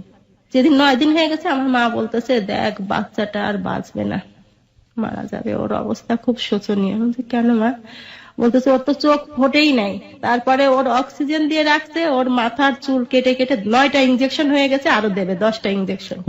হ্যাঁ, এ বলতেছে। আপনার পরিণত সময় কি ডেলিভারি হয়নি নাকি তার আগেই হয়ে গিয়েছিল? তার আগেই হয়ে গিয়েছে। কত মাসে হয়েছিল এটা? 8 মাসে। 8 মাসে হয়ে গিয়েছিল। আচ্ছা। কারণ সবসময় টেনশনে থাকতাম, শরীরে শক্তি নেই, মানসিক মনে অত্যাচার, বল নেই। কাজ করছেন, সবকিছু মিলিয়ে একটা ডিজাস্টার সিচুয়েশন। ভীষণ খারাপ পরিস্থিতি। বাচ্চাটা কেন্দ্র করেই আমি বেঁচে আছি। জি। যখন শুনলাম বাচ্চা, আমি হাও মাও করে চিল্লাই, আমি আর কান্না থামাতে পারি না। আমার বোন তখন ওই দোতলা থেকে চুরি করে আমার বাচ্চাটা নিয়ে আসছে দেখানোর জন্য। তা আমি ওকে দেখলাম এক নজর। আমার আল্লাহর কাছে এটা বলতেছি, আল্লাহ তুমি ওকে কেড়ে নিও না, ও তো আমার একমাত্র অবলম্বন, ওকে যদি হারাই আমি কি করে বাঁচবো।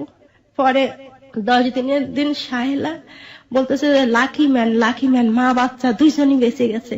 আমার মাকে বলতেছে বাচ্চাটার খুব যত্ন করবেন। যখন হাসপাতাল থেকে বাড়িতে আসলাম, খুব ছোট্ট, একেবারে 3 পাউন্ড, অনেকে বলতে বিড়ালের বাচ্চার মতো। বুঝতে পারছে না।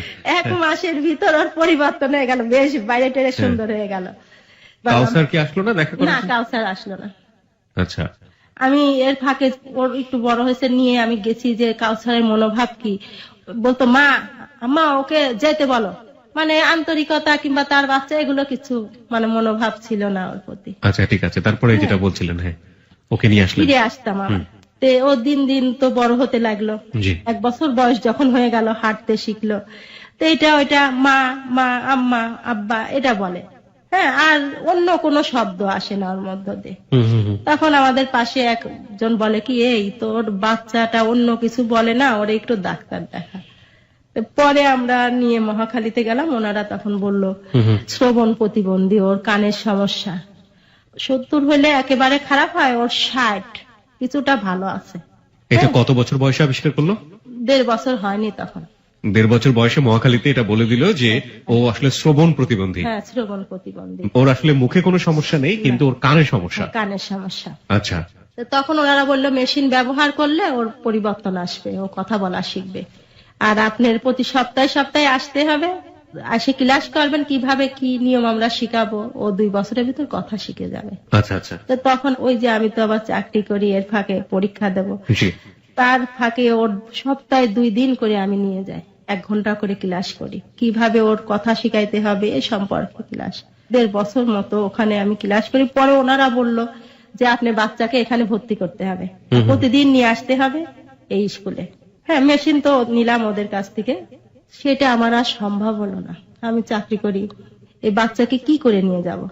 আর এরই ফাঁকে আর একটা ঘটনা, যে ইনজেকশন গুলো দিতে হয় বাচ্চাদের ডিপিটি, এটা আমি ওকে 3 ডোজ ডিপিটি দিলাম, আর একটা বিসিজি বাদ রইলো। তো সেদিন আমার কোনো কাজ ছিল, আমি ওকে নিয়ে যেতে পারিনি। ওই দিন আমার আম্মা ওকে নিয়ে পাশে একটা স্যাটেলাইট আছে, ওখানে নিয়ে যায় ইনজেকশন দেওয়ার জন্য। ওনারা কার্ডটা না খুলে ওকে 2টা ইনজেকশন, একটা ডিপিটি আর একটা বিসিজি।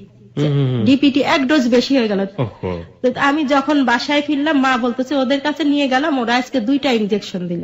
আমি এবার দেখলাম পায়ে একটা হাতে একটা, আমি দৌড়াই ওদের ওখানে গেলাম, ডাক্তার ছিল, আমি বললাম আমার বাচ্চার তো ইনজেকশন দিও আর ডিপিটি 3টা, তো কেন আর একটা দিল? ডাক্তার বলতেছে কার্ড দেখি। কার্ড কি দেখেন, কার্ডে তো কিচ্ছু লেখা হয় নাই, কিন্তু ওর প্রমাণ দেখেন, পায়ে ইনজেকশন দিয়েছে, আমার মা নিয়ে গেছে, পরে আবার নিয়ে গেছে, যে দেখেন পা ফুলে আছে, হাত ফুলে আছে। বলছি যদি কোনো ক্ষতি হয়, কি আর ক্ষতি হবে, 1 ডোজ বেশি হয়েছে, উপকারী হবে। তখন আমার মনের ভিতরে একটা ভয়, আল্লাহ আমার মেয়ের যদি কোনো ক্ষতি হয়ে যায়। তখন আমার মনের ভিতর বিভিন্ন কথা আসে, যে কায়সার আমার কানের পর ঘুষি দিত, আমার মানসিক টর্চারি করত, শারীরিক টর্চারি করত, কি কারণে আমার বাচ্চাটা এমন হলো। আর আমার তো কোনো আশা ভরসা থাকলো না, যাকে নিয়ে এত স্বপ্ন দেখেছিলাম, ওকে মানুষের মতো মানুষ করব, ও বড় ডাক্তার হবে, আমার সব স্বপ্নটুকু ভেঙে গেল। আমি আবার হতাশায় ভরে গেল আমার চারিপাশ। তারপর আস্তে আস্তে ওকে যখন 4 বছর হলো, আমি একটা প্রতিবন্ধী স্কুলে দিলাম, সেখানে প্রত্যেক দিন ওকে ভরে দিয়ে যায়, অফিস থেকে ফেরার পথে আবার ওকে নিয়ে যায়।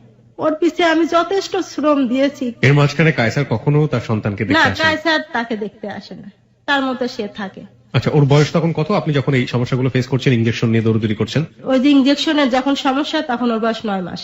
9 মাস, আচ্ছা। এভাবে ধাপে ধাপে একসময় ওর 4 বছর বয়স হলো। আচ্ছা, তখন ওই যে মহাখালী বন্ধ হয়ে গেল, তখন আমি ওর এই মিরপুরে শ্রবণ প্রতিবন্ধী স্কুলে দিলাম। আচ্ছা, এতটুকু আশা মনে রাখি বুকের মধ্যে, যে যদি আমার মেয়েটা কথা বলতে পারে। আমি আল্লাহর কাছে সব সময় অস্থিরতা, কারণ আমি তো ওর পেটে আসার থেকে আমার ভিতর অস্থিরতা, ওর নিয়ে সমস্ত আশা ভরসা। তো এখনো আমি আশা ছেড়ে দিই নাই, আমি ভাবি যে ও কথা বলতে পারবে, আমি চেষ্টা করে যে আল্লাহ নিশ্চয়ই একসময় না একসময় সাড়া দেবে। এভাবে আমি ওর পিছনে অনেক শ্রম দিয়ে আসি, কিন্তু আমার শ্রমে আজ পর্যন্ত কিছু হচ্ছে না। তো ওর যখন ওখানে 4 বছর রেখে ওরা বের করে দিল স্কুল থেকে। মানে কেন বের করে দিল? ওদের ওখানে এর পরে আর পড়ানো হয় না। ওই সময়টা থেকে কিছু শিখতে পেরেছে ওদের কাছ থেকে? ওদের কাছ থেকে লেখাটাখা শিখছে।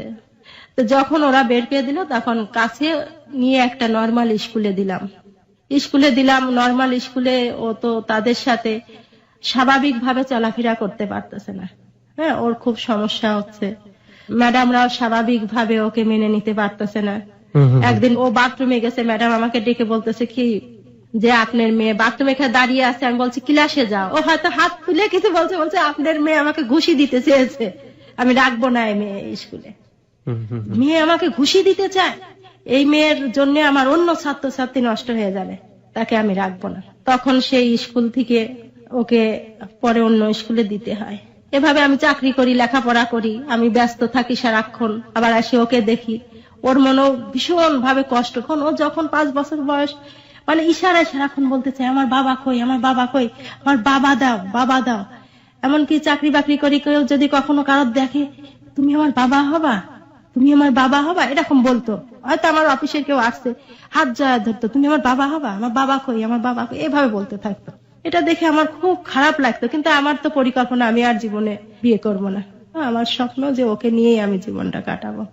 এভাবে চলতে চলতে এক সময় আমার মা বাবা এরা আমার নিয়ে ভাবে যে ও এভাবে আছে, এটা আমরা মারা যাব এক সময়, তখন ওকে কে দেখবে, ওর মেয়েটা কথা বলতে পারে না।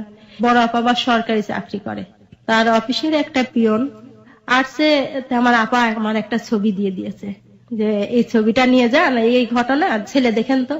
ওই পিয়ন আবার ছবি নিয়ে যায় ওই একটা আবাসিক হোটেলে ম্যানেজার, ছেলেটা MA পাস। ওই ছেলেটাকে আবার যে একটা মেয়ে আছে এরকম এরকম ঘটনা, মেয়েটা দেখেন আপনার কেমন লাগে। তো আমার ছবিটা দেখে, ছেলেটা নাম শাকিব, তো ও আবার ছবিটা দেখে পছন্দ করে। আচ্ছা পিয়নটার বলছে মেয়েটা আমার ছবি দেখে খুব পছন্দ হয়েছে, আমি তাকে সরাসরি দেখতে চাই। আচ্ছা তো আমি কোনোভাবে রাজি না, আমি দেখতে চাই না। তার ভিতরেও ওই ছেলে চলে আসছে, পিয়নের সাথে আসে দাঁড়িয়ে আছে। আমি আবার বাসা নেই, আমি আমার কাজে ব্যস্ত। আমি সেদিন সন্ধ্যায় আসছি, এমন সময় আমার মা বন্টন বলতেছে একটা ছেলে সারাদিন এসে দাঁড়িয়ে আছে, তোমার দেখতে চাই। আমি আচ্ছা। বলছি কোনোভাবেই আমি যাব না। তো আমার মা বলতেছে কি তুমি দেখো, দেখলে তোমার ভালো লাগতে পারে।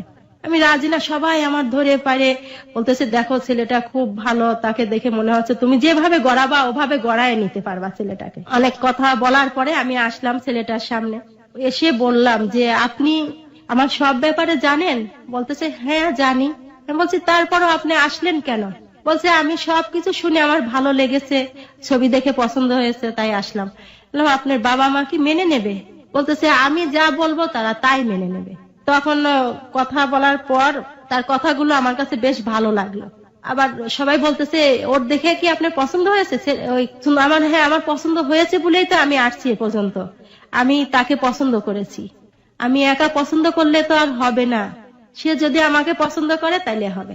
এমন মুহূর্তে আমার মনের মধ্যে আসলো যে আসলে তো ছেলেটা এভাবে বললো, আর আমি তো এ জীবন এভাবে চলছি, ছেলেটা আমাকে পছন্দ করেছে, বলতেছে যে সে সবকিছু জেনে শুনে আমাকে পছন্দ করে এত আগায় আসছে।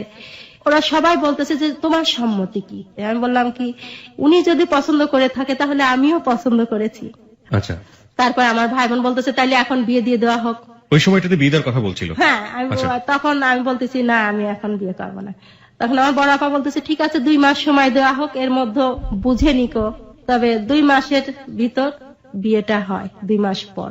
ওকে, তাহলে ছেলেটাকে আপনি বিয়ে করলেন? হ্যাঁ বিয়ে হলো তার সাথে। আচ্ছা আচ্ছা, এই বিয়েটা হওয়ার আগে সাধারণত যেটা দরকার হয় যে আপনার আগের যে স্বামী ছিল তার সঙ্গে তো আপনার রেজিস্ট্রেশন করেই বিয়ে হয়েছিল, হ্যাঁ, হ্যাঁ। কোন ধরনের ডিভোর্স কি সে হ্যাঁ দিয়েছিল? হ্যাঁ সে দেয়নি, আমার পক্ষ থেকে দিলাম। আপনার পক্ষ থেকে আপনি হ্যাঁ, লিখিতভাবে তাকে ডিভোর্স হ্যাঁ, দিয়ে দিয়েছিলেন? divorce দিয়ে দিলাম। আচ্ছা, তারপর? বিয়ে হওয়ার পর আমার মৌসুমী যতটা বাবা বাবা করতো, এ বলছে আমি বিদেশে ছিলাম, আমি তোমার বাবা, আমি ফিরে এসেছি আর এখন আমি এখানে থাকবো। হ্যাঁ, মৌসুমীকে আপনি কখনো রাসু বাবার কাছে নিয়ে যাননি, কখনো বলেননি? ও বুঝতে পারেনি কখনো, সেভাবে তো সেও কখনো কাছে আসেনি। আচ্ছা। হ্যাঁ এ বলেছে আমি তোমার বাবা অনেকদিন ছিলাম না, কিন্তু ও যতটা বাবা বাবা করতো তখন যেন ওর খুব খারাপ লাগতেছে। ও কি কোনো ব্যথার কথা বলছে? মাথা ঘুরতেছে। ওর মাথা ঘুরছে? আপনি একটু রেস্ট নিতে চান? কি করবেন? ও মাথা ঘুরছে? সবসময় ওর অসুস্থতা সব সময় থাকে, সব সময় মাথা ঘুরতে থাকে? তো ওকে যদি আমরা এভাবে রাখি সমস্যা হবে না? না হবে না, ও এখন তো থাকতে আপনি কিছু খাবেন? আপনি চা কিছু খাবেন? চা খাবেন? চা? পানি বা অন্য কিছু? ঘুরে আসবা, বাইরে থেকে একটু ঘুরে আসবেন? ঘুরে আসবা না হলে থাকবা, যাবা ঘুরতে? থাকবা? এখানেই থাকবেন? থাক, ঠিক আছে, আচ্ছা, থাক। আমরা একটু চা দিই আপনাকে, চার কথা বলে দিই। আচ্ছা, থাক। আচ্ছা থাক। আচ্ছা, হ্যাঁ, তারপর? কারণ মৌসুমী ওর কথাটা ভেবেই আমি ছেলেটাকে বিয়ে করলাম। আচ্ছা, কিন্তু বিয়ের পর আর মৌসুমীকে ভালো লাগতো উনি কি আগে বিয়ে করেছিলেন নাকি? না না, উনি বিয়ে করেন। বিয়ে করেনি আগে? হ্যাঁ। আচ্ছা। তে মৌসুমীর আর ভালো লাগতেছে না, তখন বলতেছে আম্মু তুমি আমার সাথে বিয়ে করো, তুমি আমার সাথে বিয়ে করো আম্মু। বারবার একই কথা বলতো। আমার সাথে বিয়ে করো মানে? মানে ওর ভাবনা যে বিয়ে যার সাথে হয় মানুষ তার সাথে থাকে, মানে আচ্ছা। তুমি আমার সাথে বিয়ে করো আমার সাথে থাকতে পারবা। হ্যাঁ, ছোট মানুষ। হ্যাঁ হ্যাঁ এটা বলতেছে। হ্যাঁ, হ্যাঁ। আর ওর মানসিকতা ভীষণ খারাপ, সারাক্ষণ যেন উগ্র। তখন আমরা আমার মায়ের বাসা থেকে আবার আরেকটা বাসায় ট্রান্সফার হলাম। সেখানে গিয়ে ওর মানসিকতা ভীষণ খারাপ থাকে, সারাক্ষণ এইরকম আগুন ধরাইতে যায় নিজের শরীরে। কেন? আমি বাঁচবো না, আমি মরে যাব। আমার মনের মধ্যে কি রে, ওর জন্যই তো আমি বিয়ে করলাম, এখন ওর এমন হচ্ছে কেন? হুম, হুম, হুম। ওকে নিয়ে ডাক্তারের কাছে যাই, দেখানো হয়। ওনাদের কাছে বললাম যে এই বৃত্তান্ত, তে ওনারা ভর্তি করে রাখলো, ওখানে ওকে ট্রিটমেন্ট করলো। তা ওর মন মানসিকতা কোনোভাবেই ভালো হয় না, হুম, হুম, হুম। খুব অস্থিরতা, খারাপ লাগে, মরে যাব, আমি বাঁচবো না, আমি বাঁচতে চাই না। আমার তখন কষ্টটা আরো বেড়ে গেল যে ওর জন্য আমি বিয়ে করলাম আর ও এমন করতেছে, তা আমার এখন কি করার? আমার মনে কোনো শান্তি নেই। অবশ্য সাকিবও ভালো মানুষ, মানে সব সমস্যা মেনে নিচ্ছে, সে কোনো আপত্তি করতেছে না। এভাবে ওর ট্রিটমেন্ট করলাম, অনেকদিন ওষুধ খাওয়ালাম। হুম, হুম, হুম। ওখানে ডাক্তারদের একটা বৈঠক বসলো 26 জন ডাক্তারের মাঝে। আচ্ছা, আমাকে medical ডাকা board হলো, যেটাকে বলে, হ্যাঁ, হ্যাঁ। board। ওখানে আমাকে ডাকা হলো মৌসুমীকে নিয়ে। হুম, হুম। ওখানে একটা মুরব্বী ডাক্তার ছিল, সে বলতেছে দেখো মা, আমি তোমার বাবার মতো, হুম, হুম, তোমার মেয়ের যে সমস্যা, হুম। এখন এই সমস্যা থাকবেই। এটা ও মানসিক ভাবে সব সময় আঘাত পেয়ে আসছে। জি। আমি যেভাবে আঘাত পেয়ে আসছি ওর ওইভাবে আঘাত। আমার কাছে একটা ব্যাগ ছিল, বলতেছে কি মা, তোমার কাছে যে ব্যাগটা আছে এই ব্যাগে তুমি কয় কেজি চাউল নিতে পারবা? 2 কেজি। তো বলতেছে 2 কেজি নিতে পারবা, তোমার এখন 20 কেজি চাউল নিতে হবে, কিভাবে নেবা কও? তা আমি বলতেছি যে আমি 20 কেজি, তাহলে 2 কেজি করে আমার 10 বার আসতে হবে, 10 বার এসে এসে নিয়ে যাব। বলতেছে ঠিক এভাবে তোমার মেয়ের কথা ভেবো, ও 2 কেজি বহন করতে পারে, ওর উপর কখনো 20 কেজি চাপানো যাবে না। আচ্ছা, আচ্ছা। বলতেছে ওর প্রতিভা আছে কিন্তু বিকাশ হচ্ছে না, ও সব পারে, রাঁধতে, খাইতে, কাজ করতে, সমস্ত কিছু ওর প্রতিভা। ও যে আমার বড় আপা যে সরকারি চাকরি করে, সমস্ত খাতা টাতা ওই লিখে দেয়। ডাক্তার বলতেছে ওর সবই পারে, কিন্তু ও একা একা কখনো চলতে পারবে না, কেউ না কেউ ওকে পরিচালনা করতে হবে, দেখাশোনা করতে হবে। আচ্ছা, তার মানে আমাদের মৌসুমী রান্না বান্নাও করতে পারে। হ্যাঁ, তো শুধু এগুলো শিখেছে কার কাছ থেকে? শিখতো কিভাবে ও? ও দেখে দেখে, ঘরে সংসারে হয়তো দেখে এভাবে নিজে নিজেই শিখেছে। তা আমার মা দেখেছে হয়তো, এই দেখে দেখে। আপনি আচ্ছা, ওকে, ও হয়তো আমার কথা বুঝতে পারবে না, আপনি একটু জিজ্ঞেস করেন তো কি কি রান্না করতে পারে। আপনি আমার কথা বুঝতে পারছেন? তুমি কি কি রান্না করতে পারো বলো? সব ও পারেন? সব রান্না পারে, ও প্রতিদিন নুডলস রান্না করে ওর ছোট ভাইকে খাওয়ায়। আচ্ছা। হ্যাঁ, প্রতিদিন ও পরোটা বানায়, পুরি বানায় বাসায়, হুম, হুম। সিঙ্গারা বানায়, এগুলো বানায়, সেমাই রান্না করে। কোনটা ভালো পারে একটু জিজ্ঞেস করেন তো। তুমি বলো কি পারো? কি সব রান্না? পারো? ও সব রান্নাই পারে। ও পোলাও, আমাদের বাসায় রান্না হলে ওই করে, পোলাও, মাংস, যা কিছু রান্না ওই করে। আমি হয়তো মাঝে মধ্যে ওরকে হেল্প করি। বাহ, হ্যাঁ, চমৎকার। সমস্ত কিছু ওই করে, মানে ঘরের সমস্ত কাজ সে সমস্ত পারে। কাজ। আর ও চায় সব সময় পরিপাটি থাকতে, ভালো পরিবেশে থাকতে, ভালো বিছনার চাদর, সব সময় ভালো জিনিস না, সেটা চায়। ওকে দেখেও বোঝা যায় যে হ্যাঁ। পরিপাটি করে এসছে ও এখানে। সব সময় এভাবেই থাকতে চায়। ও কোনোদিন আমার ছাড়া গেটের বাইরে হয়নি জীবনে। আচ্ছা, আচ্ছা। হ্যাঁ, ওকে যখনই একটু এক পা বাইর হতে হলো আমি সাথে বের হই। যেই ছেলেটাকে আপনি বিয়ে করলেন, ওর তো বাবা হিসেবে সে আসলো, তাকে ও কতটুকু সাপোর্ট দিত ওকে? মৌসুমী, মৌসুমীকে? ওই ছেলে হ্যাঁ। সাকিব ওকে মোটামুটি সাপোর্ট দিত, ওকে সান্ত্বনা দিত।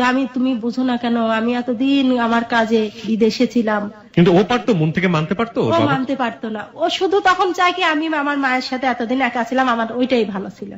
আর যদি থাকতে হয় দুইজনের, আমি মাঝখানে থাকবো। রাতের বেলা ঘুমের সময় সমস্যা হ্যাঁ, হওয়া শুরু ঘুমের হলো। সময় আমি দুইজনের মাঝখানে থাকবো।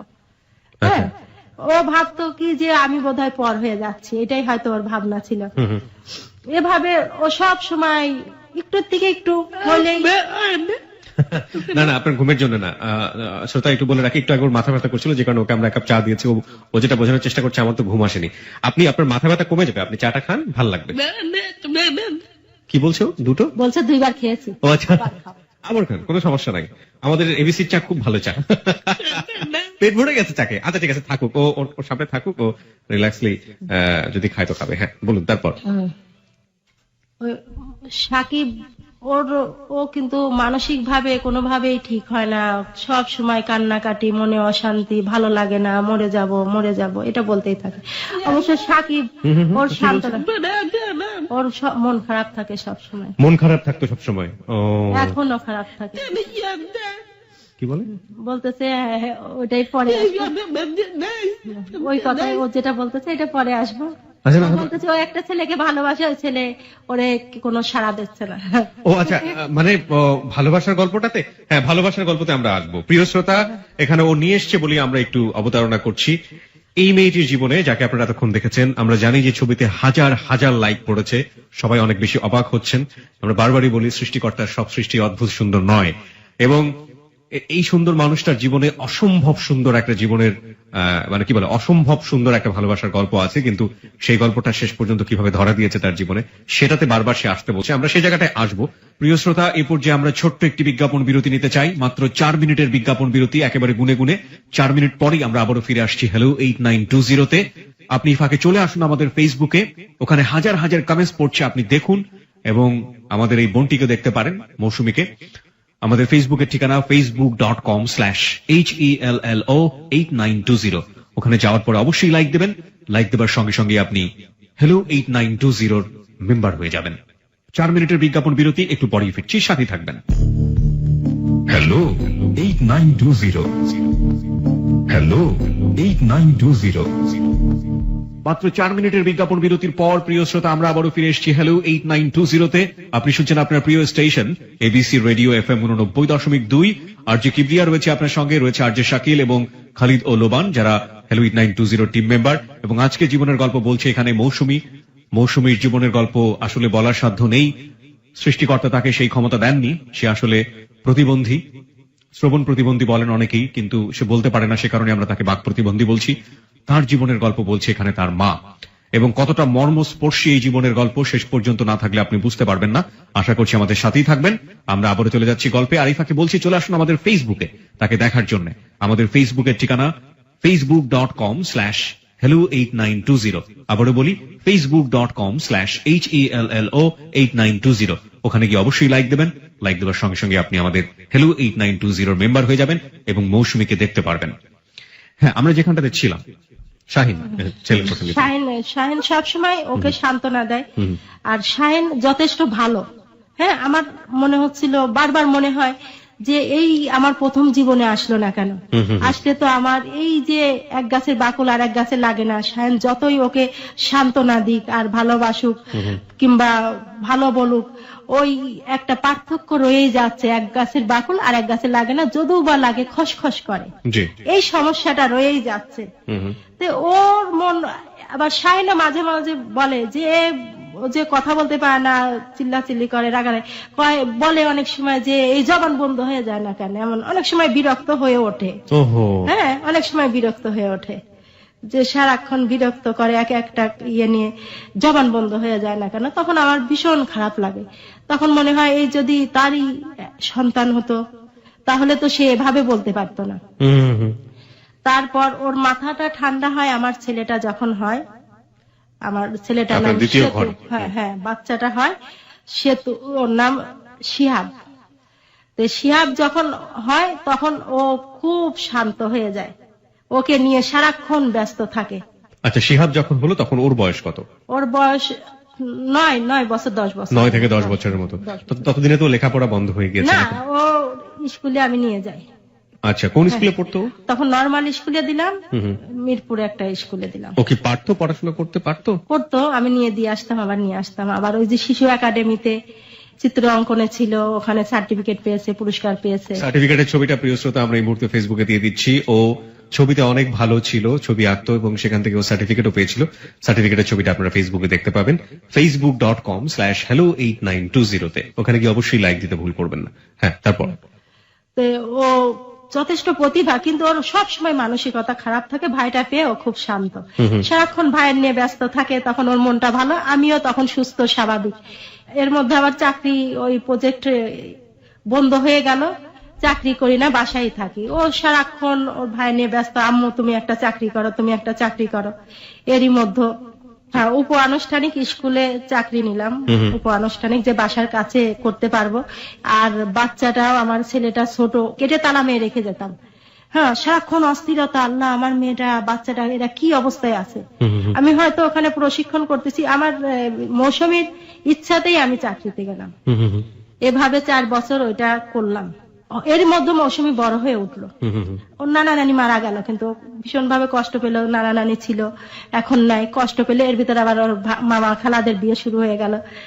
এক এক করে আমার ভাই বোন 11 জন ছিল, যারা আমার পরে যারা বাকি ছিল সবার বিয়ে হয়ে গেল। আচ্ছা, বিয়ে হয়ে গেল। মৌসুমী খুব সারাক্ষণ কয়, সবার বিয়ে হয়ে গেল, আমার কেন বিয়ে হয় না, আমার বিয়ে দাও না কেন, আমার বিয়ে দাও। মামা খালাদের বিয়ে হয়ে গেল, আমার বিয়ে দিচ্ছ না কেন, সারাক্ষণ বলতেই থাকে বলতেই থাকে। এভাবে বলতে বলতে পথে আমার মায়ের বাসা থেকে, আমার মা তো মারা গিয়েছে, আমার বোনরা আছে, ওখান থেকে আমরা যাচ্ছি, পথে যাচ্ছি, রাত 10টা বাজে। এমন সময় রোড পার হব। সেই রোড পার হওয়ার সময় একটা ছেলে আমাদের পাশে, হ্যাঁ, আমার দিকেও তাকালো, আমিও তাকায় দেখলাম ছেলেটা। আবার মৌসুমীর দিকে তাকালো, আবার ছেলেটা আমাদের সাথে রোড পার হলো, পার হয়ে আমাদের সাথে সাথে হাঁটতেছে। আমি ভাবছি ছেলেটা আবার এদিক হাঁটে কেন, আবার দেখি না। একটু থামাই আপনাকে। সেটা হচ্ছে যে ওই সময় মৌসুমীর বয়সটা কত, যখন ছেলেটা এভাবে আপনারা দেখা সাক্ষাৎ বা এভাবে দেখা, তখন মৌসুমীর বয়সটা কত? এই যে অল্প ইদানিং এর কথা, একদম 17 বছর বয়সে আপনি চলে এসেছেন। হ্যাঁ, হ্যাঁ, আচ্ছা, এই 17 বছর বয়সে আপনি আসলেন, খুব ভালো। কিন্তু আমরা একটু জানতে চাই খুব ছোট করে, এই আপনি কি এখনো দ্বিতীয় স্বামীর সংসারে আছেন? জি জি। দ্বিতীয় স্বামীর সংসারে আপনি এখনো আছেন। তার এখন মানসিক অবস্থা কেমন? সে কি শারীরিকভাবে কিছুটা উন্নত নাকি আগের মতোই আছে? শিহাব যে স্বামীর ঘর সংসার করছে মোটামুটি সে ভালোই আছে, এখন ভালো আছে। আপনার এই ঘরে একটা সন্তান আছে, শিহাব। আর ওর বাবার নাম সাকিব। সাকিবের ঘরে আপনি সংসার করছেন, শিহাব হচ্ছে আপনার সন্তান। এই ঘরে আপনার সংসার কতদিন যাবত? 10 বছর। 10 বছর। এখানেই আমাদের মৌসুমী বড় হয়েছে। শেষ পর্যন্ত কতদূর লেখাপড়া করেছে ও? মৌসুমী এখন উন্মুক্ততে ক্লাস 9-এ। এখন উন্মুক্ততে ক্লাস 9-এ পড়ছে। পরে ও সামনে মে মাসে যে 5টা পরীক্ষা শুরু হবে। 5টা পরীক্ষা শুরু হবে। সবকিছু মিলিয়ে আপনার সংসারে আপনি এখন রোজগার করেন নাকি আপনার হাজবেন্ড না, রোজগার? আমার হাজবেন্ড রোজগার। আপনার হাজবেন্ড রোজগার করে, আর আপনি চাকরিতে আর নাই এখন, সংসার সামলান। সংসার সামলান। আচ্ছা, এবার আপনি যেটা বলতে চাচ্ছেন যে বিয়ের ঘটনায় আসা। ওকে, ঠিক আছে। প্রিয় শ্রোতা, আমরা এখানে একটু আপনাদেরকে বলি, আমরা খুব দ্রুত একটা জায়গায় চলে এসেছি। আমরা মোটামুটি যে বিষয়গুলো জানা জরুরি ছিল মৌসুমের ব্যাকগ্রাউন্ড জানার জন্য, সেগুলো আপনাদেরকে বলেছি। এবং যে বিষয়টি খুবই গুরুত্বপূর্ণ সেটা হচ্ছে যে এই মৌসুমীকে আমরা দেখলাম 17 বছর যাবত বিভিন্ন টানাপোড়েন হলেও, বিভিন্ন সামাজিক সমস্যা হলেও, বিভিন্ন প্রতিবন্ধকতা থাকলেও তার মা তাকে আগলে বড় করেছেন, মায়ের মমতা দিয়ে পরম স্নেহে বড় করেছেন। এবং এখন মৌসুমীর একজন মানুষ দরকার, যে মানুষটি তার পাশে এসে দাঁড়াবে সারাটা জীবনের জন্য, এবং যে মানুষটি তার মনের খোরাক যোগাবে, যেমনটি ভাবে তার মা চেয়েছিল কাউসার তার মনের মানুষ হয়ে দাঁড়াক। মৌসুমী ঠিক এরকম ভাবেই কাউকে হয়তোবা পাশে চাইছে, কিন্তু সেখানেই একটা ঘটনাটা গিয়ে আমরা কিছুটা হলো থেমে গিয়েছি।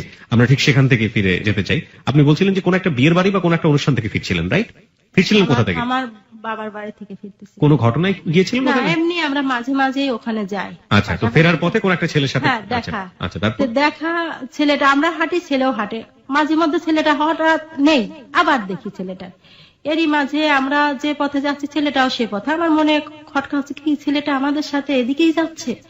হ্যাঁ, তো এর ভিতর ছেলেটা একটা দোকানে গিয়ে দাঁড়ালো। আমরা রোড পার হয়ে আমাদের বাসার পথে চলে গেলাম। পরের দিন ভোরে দেখা গেল মৌসুমী কাছে একটা মোবাইল নাম্বার ছেলেটা দিয়ে দিয়েছে। মৌসুমীর কাছে একটা মোবাইল নাম্বার? হ্যাঁ, ছেলেটা মোবাইল নাম্বার। আপনি কি দেখলেন? ও তো আমার পাশে, কখনো পিছনে, আগে পিছে এরকম হচ্ছে। আমার সাথে আমার ছেলেটাও আছে, ও আছে। এখন এরই ফাঁকে ছেলেটা ওর হাতে মোবাইল নাম্বার দিয়ে দিয়েছে, আমি একটু বুঝতে পারি না। কারণ ছেলেটাও তো আমাদের পাশাপাশি হাঁটতেছে। মৌসুমী কি কোনো সেলফোন ইউজ করতো তখন? না, মৌসুমী বাসায় ফোন ছিল, কাগজে লিখে দিয়েছে ছেলেটা। আচ্ছা, মানে মৌসুমীর হাতে একটা নাম্বার দিয়েছে। আচ্ছা আচ্ছা, ওকে। তো এখন মৌসুমী বাসায় ফিরে রাত 10টায় ফিরলাম। ও তখন চুপচাপ, আমার কাছে কিছু বলেনি। পরের দিন ও SMS মেসেজ পাঠিয়ে দিয়েছে ছেলের কাছে, ওই নাম্বারে। আচ্ছা, এবং এটা কি, এই যে ফোনটা আপনার ছিল, সেই ফোনটা কি আপনার ফ্যামিলি ফোন, মানে সবাই ব্যবহার করতেন? হ্যাঁ, মানে আমি, মৌসুমী, এরাই ব্যবহার করে। আমার ছেলে। ওকে SMS লিখতে পারতো? হ্যাঁ, ও সব পারে। আচ্ছা আচ্ছা, ঠিক আছে। তারপর আপনি যে এসএমএসটা পড়েছিলেন, জেনেছিলেন কিছু? কি ছিল এসএমএসটাতে? ওর নাম ঠিকানা দিয়ে দিয়েছে, ওর নাম ঠিকানা, ওর মনের কথা যে আমি তোমাকে ভালোবেসে ফেলেছি। এই কথাগুলো প্রথমেই হ্যাঁ, লিখেছে? হ্যাঁ প্রথমেই, কারণ মৌসুমী তো চাচ্ছে আমার মামা খালাদের বিয়ে হয়ে গেছে, আমার বিয়ে হবে কবে। এখন ওই ছেলেটা যে নাম্বার দিয়েছে, ও মুহূর্তের ভিতর মানে এত আনন্দিত যে আমি পেয়ে গিয়েছি, আমার মনের মানুষ পেয়ে গিয়েছি, এ বোধহয় পৃথিবীর সব থেকে শ্রেষ্ঠ আমার। আচ্ছা। হ্যাঁ, আর ও মনে প্রাণে বিশ্বাস করে ফেলেছে যে ছেলেটা আমার ফোন নাম্বার দিয়েছে, নিশ্চয়ই আমার ভালোবাসে, আমার দেখে পছন্দ করে ফেলেছে, এই ছেলে আমার সবকিছু, এরকম করে ভেবে নিয়েছে। আচ্ছা, এখানে প্রিয় শ্রোতা খুবই গুরুত্বপূর্ণ একটি বিষয়, যে কথাটি মিতা একটু আগে বলেছিলেন আপনাদেরকে, ডাক্তার তাকে ডেকে নিয়ে বলেছিল যে একটা থলেতে যদি 2 কেজি চাল ধরে, তোমার যদি 20 কেজি চালের দরকার হয় তাহলে তুমি কিভাবে নেবে, কারণ থলেটা তোমার হাতে আছে, এর চেয়ে বড় থলে তোমার কাছে নেই। মিতা কিন্তু খুব দারুণ একটা কথা বলেছিল, সেটা হচ্ছে যে আমাকে 2 কেজি করে 10 বার নিতে হবে। এটা হচ্ছে আমাদের মৌসুমীর ব্রেইনের ক্যাপাবিলিটি, মানে মস্তিষ্কের ধারণ ক্ষমতা। ওর কাছে বিয়েটা জরুরি, ওর জায়গা থেকে মনে করছে একজন মানুষ হলেই হয়। ও কিন্তু দেখতে অদ্ভুত সুন্দর, যারা ফেসবুকে আছেন তারা নিশ্চয়ই দেখেছেন ওকে, এবং এরকম একটা সুন্দর মেয়ের কাছে যে কোনো একটা ছেলে হয়তোবা তাকে দেখে ভালো লেগেছে, সে ফোন নাম্বার দিয়ে দিয়েছে, এবং ও ওর জায়গাটা থেকে মনে করেছে যাক আমার মামা খালার বা অন্যদের বিয়ে হয়ে যাচ্ছে, সুতরাং এবার বোধহয় আমার হবে, এরকম মনে করে ও সেই মেসেজের রিপ্লাইটা দিয়ে দিয়েছিল, সেখানে নিজের পরিচয়টা জানিয়ে দিয়ে। তারপরে কি হলো আমরা একটু জানি। হ্যাঁ, তারপরে ও ওই ছেলেকে মেসেজ দেওয়ার পর ওই ছেলে ফোন করে, ও আমার হাত পা জড়ায় ধরতেছে, আম্মু তুমি কথা বলো, তুমি কথা বলো, বারবার যদি না ধরো আমি কিন্তু এখনই মরে যাব। হ্যাঁ, Oh my God. আমি দরজা বন্ধ করে দিলাম, আমি কারেন্ট ছিলাম, এরকম করতেছে, মানে কেমন অস্বাভাবিক হয়ে আপনার গেছে। সাথে কথা বলতে হ্যাঁ, বলছে? আমার আচ্ছা। বলতেছে তুমি কথা বলো Okay. ছেলেটার সাথে। তো তখন আমি ছেলেটার ফোন ধরলাম, ধরে ছেলেটা বলতেছে হ্যালো আপনি কে, আমি আর আমার পরিচয় দিলাম না। আমি বললাম আমি কেউ, কেন এর আগে মেসেজ যায়নি? বলতেছে হ্যাঁ গিয়েছে। আমি বলছি, সেখানে নাম ছিল কি? আমি বলছি তাহলে যার কাছে মেসেজ দিয়েছেন তার পক্ষ থেকেই ফোন যাচ্ছে কারণ। তো তখন বলছি মৌসুমী। আমি বলছি তাও তো বলি নাই আমি। মাই গড, আমি দাঁড়ান, আমি ওয়াও, আমি ঠিক জানি না সামনে কি ঘটতে যাবে, but I feel something very extraordinary right নাও।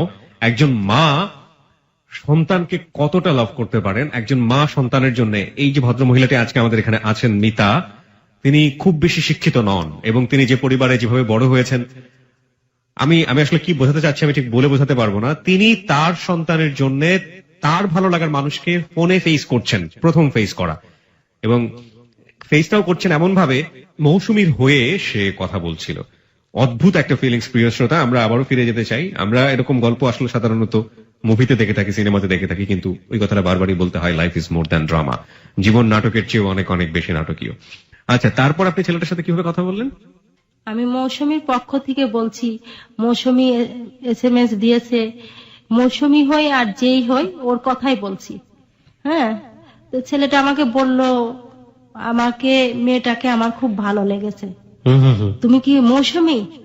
আমি কিছু বলি না, মৌসুমী তোমাকে আমার খুব ভালো লেগেছে। হ্যাঁ, আমি চাই আমার মার সঙ্গে তোমার বাসায় প্রস্তাব নিয়ে যেতে। হ্যাঁ, আমি চুপচাপ নীরবে শুনে গেলাম। তো আমি রাখি বলে রেখে দিলাম, আর কিছু করণীয় নেই। পরে আবার ওই ও অস্থিরতা বোধ করতেছে, কখন কথা বলবো কখন কথা বলবো। অবশ্য ছেলেটার নাম রিন্টু। রিন্টু, হ্যাঁ, আচ্ছা। রিন্টু আবার রিন্টু আমার কাছে তখন বললো আমার নাম রিন্টু। হ্যাঁ, আমি তখন জানলাম যে ছেলেটার নাম রিন্টু। তে আবার ওই ছেলের পক্ষ থেকে ফোন আসছে, যে বলতেছে আপনি মৌসুমীর যেই হন, হয়তো মৌসুমীর বোন হবেন কিংবা কেউ হবেন, আপনি একদিন মৌসুমীকে আমার সাথে দেখা করান। হ্যাঁ, আপনি নিয়ে আসেন, মৌসুমীকে নিয়ে আসেন, আমি একটু দেখবো, কথা বলবো। হ্যাঁ, তা আমি রাজি না, কিন্তু মৌসুমী আমাকে বাধ্য করে ফেলতেছে, পা ধরতেছে, হাত ধরতেছে, জোর হাত করতেছে, তুমি না করলে আমি দুর্ঘটনা ঘটাবো। আচ্ছা, আচ্ছা। হ্যাঁ, আমি আবার বাধ্য হয়ে কিছু বললাম না, মৌসুমীর কথাই মেনে নিলাম। তো মৌসুমী আবার ওর ছোট ভাইয়ের সাথে ওই রিন্টুর সাথে কন্ট্যাক্ট করেছে যে দেখা হবে। আর আমার বলতেছে চলো আম্মু আমরা বেড়াতে যাব, আমরা চটপটি খাবো, হ্যান ত্যান। আমি আর জানি না যে ছেলেটার সাথে ওদের কন্ট্যাক্ট হয়েছে। আচ্ছা। হ্যাঁ, চটপটি খাওয়ার উদ্দেশ্যে ওদের নিয়ে গেলাম বেরিবাদে, মিরপুর বেরিবাদে নিয়ে গেলাম। এখন ওখানে ওদের চটপটিও খাওয়ালাম। এখন আমার থেকে ওরা দুই ভাই বোনে এক জায়গা হয়ে ফিসফাস করে। বলছে কি ব্যাপার তোমরা ফিসফাস করতেছো? আবার ওর ছোট ভাইয়ের হাতে কথা, কার সাথে কথা বলো, আমার কাছে দিচ্ছে না। হ্যাঁ, শিহাব হ্যাঁ, কথা শিহাব। আচ্ছা। তো তখন মৌসুমী বলতেছে আম্মু আমি আর যে ছেলেটা পছন্দ করছি না ওই ছেলে আসবে। ওই ছেলে আসবে মানে আমাদের সাথে কথা হয়েছে, শিহাবের সাথে ফোনে কথা বলছে, আসবে। ওই বেরিবাদে? হ্যাঁ ফুচকার ওখানে? হ্যাঁ হ্যাঁ ফুচকার ওখানে। আচ্ছা। তো আসবে, আমি বলছি না এখন চলে যাবো। তো এরই মধ্যে ছেলেটা একটা গাড়ি নিয়ে হাজির। আচ্ছা। হাজির, আমি ওখানে দাঁড়িয়ে আছি, ছেলেটা মৌসুমী বারবার দেখাচ্ছে আম্মু ওই যে ছেলেটা, ওই যে ছেলেটা। আমি না দেখার ভাব করে অন্যদিকে তাকিয়ে আছি। হ্যাঁ, পরে এরই মধ্যে ছেলেটা গাড়ি নিয়ে কাছে এসে হ্যালো হ্যালো করতেছে। হ্যাঁ, তারপর আমি তাকালাম, জি। পরে ছেলেটা নেমে এসে বলতেছে আপনি মৌসুমীর কি হন? বললাম আমি ওর মা হই। তখন সালাম দিল, বললো কি আমি ফোনে কথা বলেছি, মৌসুমীকে আমার ভালো লেগেছিল, কিন্তু ও যে কথা বলতে পারে না। আমি আবার এর মধ্যে বলেছিলাম যে দেখা ও জানার মধ্যে পার্থক্য থাকে, রিন্টুকে বলেছিলাম। জি। তারপরও ও দেখা করতে চেয়েছে। হ্যাঁ, মানে আপনি ডিটেল বলেছিলেন ওর সম্পর্কে যে ও আসলে দেখা ও জানার মধ্যে পার্থক্য থাকে, ও তো কথা বলতে পারে না। হ্যাঁ, তারপরও ছেলেটা ওকে দেখতে চায়, এরকম। তো পরে বেরিবাদে যখন দেখা হলো, বললো, আমি বললাম আমি ওর মা। তো তখন সালাম দিয়ে আন্টি, ওর আমি খুব ওকে পছন্দ করেছিলাম, ভেবেছিলাম যে আমার মাকে নিয়ে ওর বিয়ের প্রস্তাব নিয়ে যাব, কিন্তু মিস্টেক হয়ে গেল। আর আমি তো তখন জানলাম মৌসুমী ওকে দেখে পাগলের মতো করতেছে, ভালোবাসে ফেলেছে। আমি তখন ভাবলাম যে কি করব, আমি তো কোনোভাবে মানে দিশাহারা। তখন আমি ছেলেটাকে বললাম তোমরা কয় ভাই বোন? বলতেছে আন্টি আমরা 3 ভাই, আমার কোনো বোন নাই। বললাম দেখো বাবা, তুমি ওকে বোনের মতো দেখো। হ্যাঁ, তুমি একটা স্বাভাবিক মানুষ, ও তো স্বাভাবিক না, ওর সাথে বোনের মতো। কারণ মৌসুমী ওর জন্য পাগলের মতো করে, যার জন্য ওকে বললাম ওর যে বোনের মতো করে স্নেহ করে, তাহলে ও এক সময় মৌসুমী স্বাভাবিক হয়ে যাবে, যে ছেলেটা আমাকে, রিন্টু আমাকে বোনের মতো দেখে। হ্যাঁ, ওকে সতর্ক করে দিলাম, এটাও বললাম ও স্বাভাবিক না, তুমি ওর সাথে বোনের মতো বসো। তো ওরা ওখানে আইসক্রিম আন্টি খান খান, আমি কোনোভাবেই খাবো না, জোর করে খাওয়ালো। ওখানে পাশে একটা হোটেল ছিল। আমার মনে ভিতর খটকা, পাচারকারী কিনা। আমি তো ছেলেটা তখনও চিনি না, কোথায় বাসা, কি বৃত্তান্ত। হ্যাঁ, ছেলেটা পাচারকারী কিনা, আমার ভিতরে প্রচন্ড ভয়। কিন্তু মৌসুমীর আমি না বলতে পারবো না, না বললেও দৌড়ায় যায়, ঝাঁপ দেবে কিংবা কারেন্ট ধরবে, গাড়ির নিচে পড়বে। হ্যাঁ, যে সিনক্রেটলি স্বাভাবিকভাবে এরা করে থাকে আর কি। হ্যাঁ, ওকে আমি রক্ষা করতে পারবো না, আমি ও যা বলতেছে তাই আমাকে মেনে নিতে হচ্ছে, অসহায়ের মতো। হ্যাঁ, তে এর জন্য ছেলে রিন্টুকে সতর্ক করলাম। তো ওই মৌসুমীকে আমাদের বলতেছে গাড়িতে ওঠেন, আপনি নামিয়ে দেবো। আমি বলছি আমার গাড়ির চড়া অভ্যাস নেই, আমার বমি আসে, আমার খারাপ লাগে, আমি গাড়িতে উঠবো না। মৌসুমী উঠতে চাই, মৌসুমী বলতেছে ওঠো গাড়িতে, না হলে কিন্তু ওই ইশারায় বারবার আমার ইয়ে করতেছে। আমি মনে হচ্ছে যে পাচারকারীর পক্ষে পড়ি, তাহলে তো পাচার হয়ে যাও। মনে দোয়া পড়তেছি আর ভয় পাচ্ছি, আল্লাহ কোথায় উঠলাম, আমার সন্তান বলার কারণে আমার এখানেও উঠতে হলো, কারণ আমাদের বিপদও হতে পারে, এরকম মনোভাব নিয়ে গাড়িতে উঠলাম। ছেলেটা আবার বলে দিল যে আমাদের বাসা এত এত নাম্বার। ওই দিন আসার পর আমি ওই ছেলের বাসা খোঁজ করি, এত নাম্বার বললো, আসলে বাসা নাম্বার কই। হ্যাঁ, মৌসুমী তো তাকে পাগলের মতো সবসময় মিস করতেছে, মনে করতেছে যে ওই ছেলে যেন ওরে কত ভালোবাসে। ওর ক্লাস উন্মুক্ততে শুক্রবারে ক্লাস হয়, ওখানে গিয়ে ও ছেলের কাছে ফোন দিচ্ছে বারবার, তুমি আসো তুমি আসো, আমি তোমার দেখবো। এখন নিজে থেকেই কথা বলে, মানে ওই রকম করে। হ্যাঁ, ও মাঝে মধ্যে ফোন দিয়ে I love you I love you এরকম করে বলে। হ্যাঁ, তখন ও পাগলের মতো হয়ে গেছে, আসলো না, রিন্টু আসলো না। আমি ক্লাস করলাম, ও অপেক্ষা করতেছে, আসলো না কোনোভাবে। তখন আমার বোনও ছিল আমাদের বাসায়, ওই ছেলেটার কাছে আমরা ফোন, ও খাওয়া দাওয়া বন্ধ করে দিল, আমি খাবো না, ওই ছেলে না আসলে আমি খাবো না। হ্যাঁ, 2 দিন খাওয়া বন্ধ। বারবার ছেলেটার কাছে ফোন করলাম, ছেলেটা বলতেছে ঠিক আছে আমি আসি। আবার আমার মনে সংকোচ লাগতেছে, তার চিনি না জানি না, পাচারকারী কিনা, আমি কাকে বাসায় আনতেছি। হ্যাঁ, মৌসুমীর জন্য বাধ্য হচ্ছি। তবে সেদিন ছেলেটা বললো আমি অমুক জায়গায় আছি, তে আমি যাইতে দেরি করলাম। ছেলেটা বলতেছে আমি চলে গিয়েছি, আর ওখানে নেই। তারপর আমার মনে হচ্ছে তাইলে তো মিথ্যা, তাইলে সত্যি পাচারকারী, এভাবে করতেছে। আমার খুব ভয় হচ্ছে, অথচ মৌসুমীর জন্য আমি বাধ্য হচ্ছি তার সাথে না জেনে শুনে তার সাথে যোগাযোগ করতে।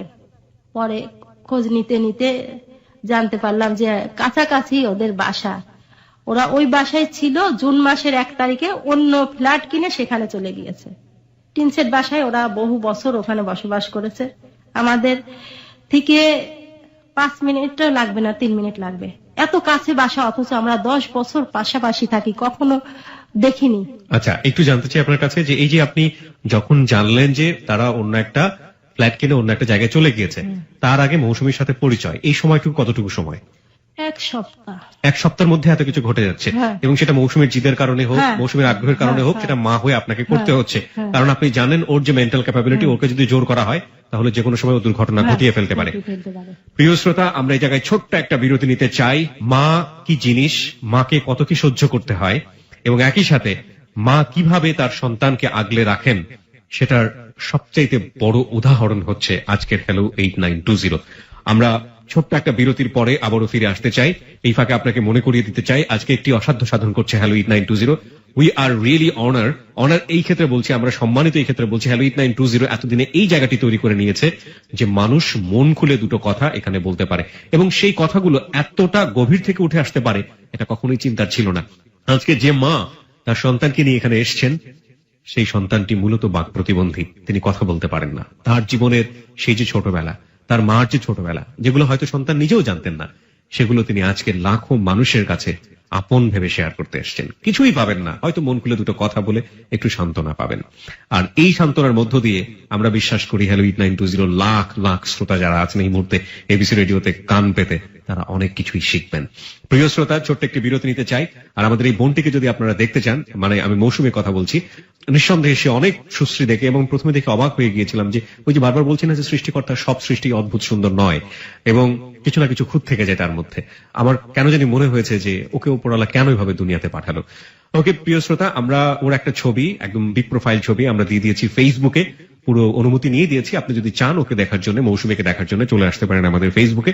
আমাদের ফেসবুকের ঠিকানা www.facebook.com/hello8920। আমি আবারও বলছি www.facebook.com/hello8920। ওখানে যাবেন, যার পর আপনি অবশ্যই লাইক দেবেন। লাইক দেবার সঙ্গে সঙ্গেই আপনি হ্যালো 8920 মেম্বার হয়ে যাবেন। ছোট্ট একটা বিরতির পরে আবারও ফিরে আসছি, সাথেই থাকবেন। হ্যালো 8920। হ্যালো 8920। ছোট্ট একটি বিরতির পর প্রিয় শ্রোতা, আমরা আবারও ফিরে এসেছি আপনাদের প্রিয় অনুষ্ঠান হ্যালো 8920-তে। আর জি কিবরিয়া আপনার সঙ্গে রয়েছি, এবং আমার সঙ্গে রয়েছে হ্যালো 8920 টিম মেম্বার আর জি শাকিল, খালিদ রয়েছে, লোবান রয়েছে। এবং প্রিয় শ্রোতা, আপনাদেরকে বলতে চাই আজকে আমাদের কাছে জীবনের গল্প বলতে এসেছেন মিতা, তার মেয়েকে সঙ্গে করে নিয়ে, মেয়ের জীবনের গল্প। মৌসুমী মূলত, আমি বারবার শব্দটা উচ্চারণ করছি এবং আমার খুব কষ্ট লাগছে, বাক প্রতিবন্ধী, তিনি বলতে পারেন না। অনেকেই শ্রবণ প্রতিবন্ধীও বলেন, কারণ তিনি খুব ভালো করে শুনতে পান না বলেই তিনি বলতে পারেন না, কারণ তার মুখে কোনো সমস্যা নেই। আর এই মানুষটি তার জীবনে ঘটে যাওয়া যে ঘটনাগুলো, তার জীবনে ঘটে যাওয়া যে একের পর এক ঘটনা বলি বা অঘটনই বলি, সেগুলো তার মা যে কিভাবে ট্যাকল দিচ্ছেন, কিভাবে ফেস করছেন, সেই 16 বছর বয়সের কিশোরী মা এখন পর্যন্ত 17 বছরের মৌসুমীকে কিভাবে আগলে রেখেছেন, সেগুলো আমরা শুনছি। প্রিয় শ্রোতা, আপনি যদি মৌসুমীকে দেখার জন্য চলে আসতে চান, আমাদের ফেসবুকে আসতে পারেন। আমাদের ফেসবুকের ঠিকানা facebook.com/hello8920। আমি আবারও বলি facebook.com/hello8920। ওখানে কি অবশ্যই লাইক দেবেন। লাইক দেবার সঙ্গে সঙ্গে আপনি হ্যালো 8920 মেম্বার হয়ে যাবেন। এবং একই সাথে বলতে চাই, একটু রেডিও স্ট্যাটাসও আছে ওখানে, আপনি চাইলে প্রশ্ন করতে পারেন, কমেন্টস করতে পারেন। হ্যাঁ, তারপরে আপনার কাছে ফিরতে চাই। আপনি যেটা বলছিলেন যে ও তো দেখার জন্য উতলা হয়ে গেল, পরবর্তীতে জানলেন 10 বছর পাশাপাশি ছিলেন, কিন্তু ওরা চলে গিয়েছে ওখান থেকে। হ্যাঁ, তারপর মৌসুমী ভীষণ ভাবে আমাকে পাগল করে দিচ্ছে, সারাক্ষণ আমি দেখবো। আমি ওই ছেলেটার এতটুকু তথ্য পেয়েছি, ওর বাসার ঠিকানা আর হলো ওর নাম রিন্টু। আমি খুঁজে খুঁজে, আমি জানি যে বাসা যদি না পাই আমি ওর সামনে কোনোভাবেই করব না। আমি ওকে বলি ওই ছেলের বিয়ে অনেক দেরি আছে, 10-15 বছর পর বিয়ে করবে, ও তোমার ভাইয়ের মতো। তারপরে ও কোনো কথা, মৌসুমীকে এভাবে বোঝায়। তারপর ছেলেটার খোঁজ পেলাম, অবশ্য খোঁজ পাওয়ার আগের ঘটনা। ছেলেটা ফোন করেছে, ফোনকে বলতেছে, আন্টি আমি আপনাদের খুব বাসার কাছাকাছি। বাসার কাছাকাছি মানে আপনাদের এলাকায়? হ্যাঁ। আমি বলছি আমাদের এলাকায় কোথায়? বলতেছে এই এক কনফেকশনারির কাছে। তো আমি বলছি আমি তো বাসায় নেই, জানি না, চিনি না, আমি এর জন্য ওকে আনতে চাচ্ছি না। তারপর যখন ওর বাসাটা চিনে বের করলাম, ওখানে নেই, মানুষের কাছে তথ্য নিলাম, যে সবাই বললো হ্যাঁ এই নামের এই আছে, ওরা 3 ভাই, 2 ভাই বাইরে থাকে আর 1 ভাই। তখন একটু নিশ্চিত হলাম যে বাসার খুবই কাছে, এখন না থাক, কিন্তু তারা 10 বছর ছিল, আমার সাথে দেখা হয়নি, কিন্তু একই প্রতিবেশী। তখন আমি কিছুটা নিশ্চিত হলাম প্রতিবেশী হিসাবে সে নিশ্চয়ই আমাদের কোনো ক্ষতি করবে না, জি। এতটুকু আশ্বাস পেলাম। যে মৌসুমী যখন ওই রিন্টুকে দেখার জন্য এতই পাগল, সারাক্ষণ বলতেছে ওর সাথে দেখা করব দেখা করব। তো এক শবে বরাত, জুন মাসে যে শবে বরাত, আমি রিন্টুকে ফোন করলাম যে মৌসুমী তোমাকে দেখতে চায়, শবে বরাতের দিন আসবে? জি আন্টি আসবো। তো শবে বরাতের দিন সব রান্না বান্না, মৌসুমী খুব আনন্দের সাথে উৎসাহ যে আমি যাকে ভালোবাসি সে আসবে। মৌসুমী ভাবতেছে সে ওর পৃথিবীর সবকিছু, এত আনন্দ এত খুশি। কিন্তু আমার মনের মধ্যে একটা ভয় রয়ে গেছে, আমার জীবন থেকে আমি তো জানি ভয় কেমন, ও তো কিচ্ছু বোঝে না। কিন্তু ওর আনন্দ দেখে হয়তো ভালো লাগতেছে, আমার ভিতর ভয় কাজ করতেছে সারাক্ষণ, ও বড় আঘাত পাওয়ার জন্য তৈরি হচ্ছে। ছেলেটা তো আপনাকে ক্লিয়ারলি বলেই দিয়েছিল যে না, মৌসুমীকে সে কোনোভাবে রিসিভ করবে না। হ্যাঁ, বলছে যে আমি মিস্টেক হয়ে গেছে, প্রথম দেখাতেই বলেছে যে আমার একটা ভুল মিস্টেক হয়ে গেছে। হ্যাঁ। আচ্ছা, তো তারপরে আপনার বাসায় আসতে হ্যাঁ, চাইলো, তারপর? শবে বরাতের দিন আসলো। মৌসুমী তাকে প্রশ্ন করতেছে তুমি কি কাউকে ভালোবাসো? বলতেছে না। মৌসুমী বলতেছে তুমি আমার ভালোবাসো? হ্যাঁ বলতেছে। আপনার সামনে এগুলো হচ্ছে? হ্যাঁ, মৌসুমী বলতেছে তাকে, সে হ্যাঁ বললো। আমি কিছু বলতে পারতেছি না। হ্যাঁ, আমি সামনাসামনি বসা। ও হ্যাঁটা কেন বললো? ওকে কন্ট্রোল করার জন্য নাকি? ও যদি না বলে তাইলে ও হয়তো উত্তেজিত হয়ে যাবে। আমি কিছু বললাম না, যে হয়তো আস্তে আস্তে ছেলেটা কথা ঘুরাবে, ওর মোড়টা ঘুরাবে। তারপর আমাদের বাসায় ও কবুতর পালে, ছেলেটা ওর সাথে কবুতর দেখলো, ও মা খুব সুন্দর। মানে মৌসুমী কবুতর পালে? হ্যাঁ হ্যাঁ, আচ্ছা, খুব সুন্দর খুব সুন্দর। তো মৌসুমীর মনটা খুব খুশি হলো, ও হ্যাঁ হ্যাঁ বলতেছে। আমিও ভাবতেছি যে ছেলেটা না বললো, আমি ওকে আবার আরেকদিন সতর্ক করে বললাম যে আমার তো ওই বড় কোনো সন্তান নেই, তুমি আমার বড় ছেলের মতো। কারণ আমার জীবনে অনেক কষ্ট, অনেক অভাব। ওই ছেলেটা যদি ওর বড় ভাইয়ের মতো আসে, বড় ভাই হয়ে দাঁড়ায়, তাইলে তো ভালো। আর ও যখন সারাক্ষণ তার জন্য পাগল, এর জন্য আমি ওকে রিসিভ করলাম। আসলো, আসে মৌসুমী রান্না বান্না করলো, খাবার দিল, খুব খুশি হলো, খেটে গেল। আবার পরে ও যোগাযোগ করছে, ফোন করছে আন্টির সাথে, আমার সাথে কথা বললো। মৌসুমী আবার এটা জানতে চাই কি বললো, মানে মৌসুমী সারাক্ষণ তার খোঁজ খবর নিতে চায়। কিন্তু আমি মা, আমার খুব খারাপ লাগে যে আমি কি করে খবর নেব। তো এভাবে বেশ কতদিন, আবার রোজার মধ্যে তাকে খবর দিলাম, মৌসুমী ইফতারি টিফতারি বানালো, আসলো গেল। আমি আবার তাকে বলি তুমি ওর ভাই, এভাবে বলার পর। আপনি কি মৌসুমীকে কিছু চেষ্টা করেছিলেন যে মৌসুমীকে এই কথাগুলো বলা, যে ওকে ভাই হিসেবে নাও? হ্যাঁ, আমি মৌসুমীকে বলেছি যে ওর বিয়ে অনেক দেরি, ও তোমার ভাই। হ্যাঁ, মৌসুমী আবার ওকে বলতেছে কি যে তুমি 10 বছর পর বিয়ে করবা।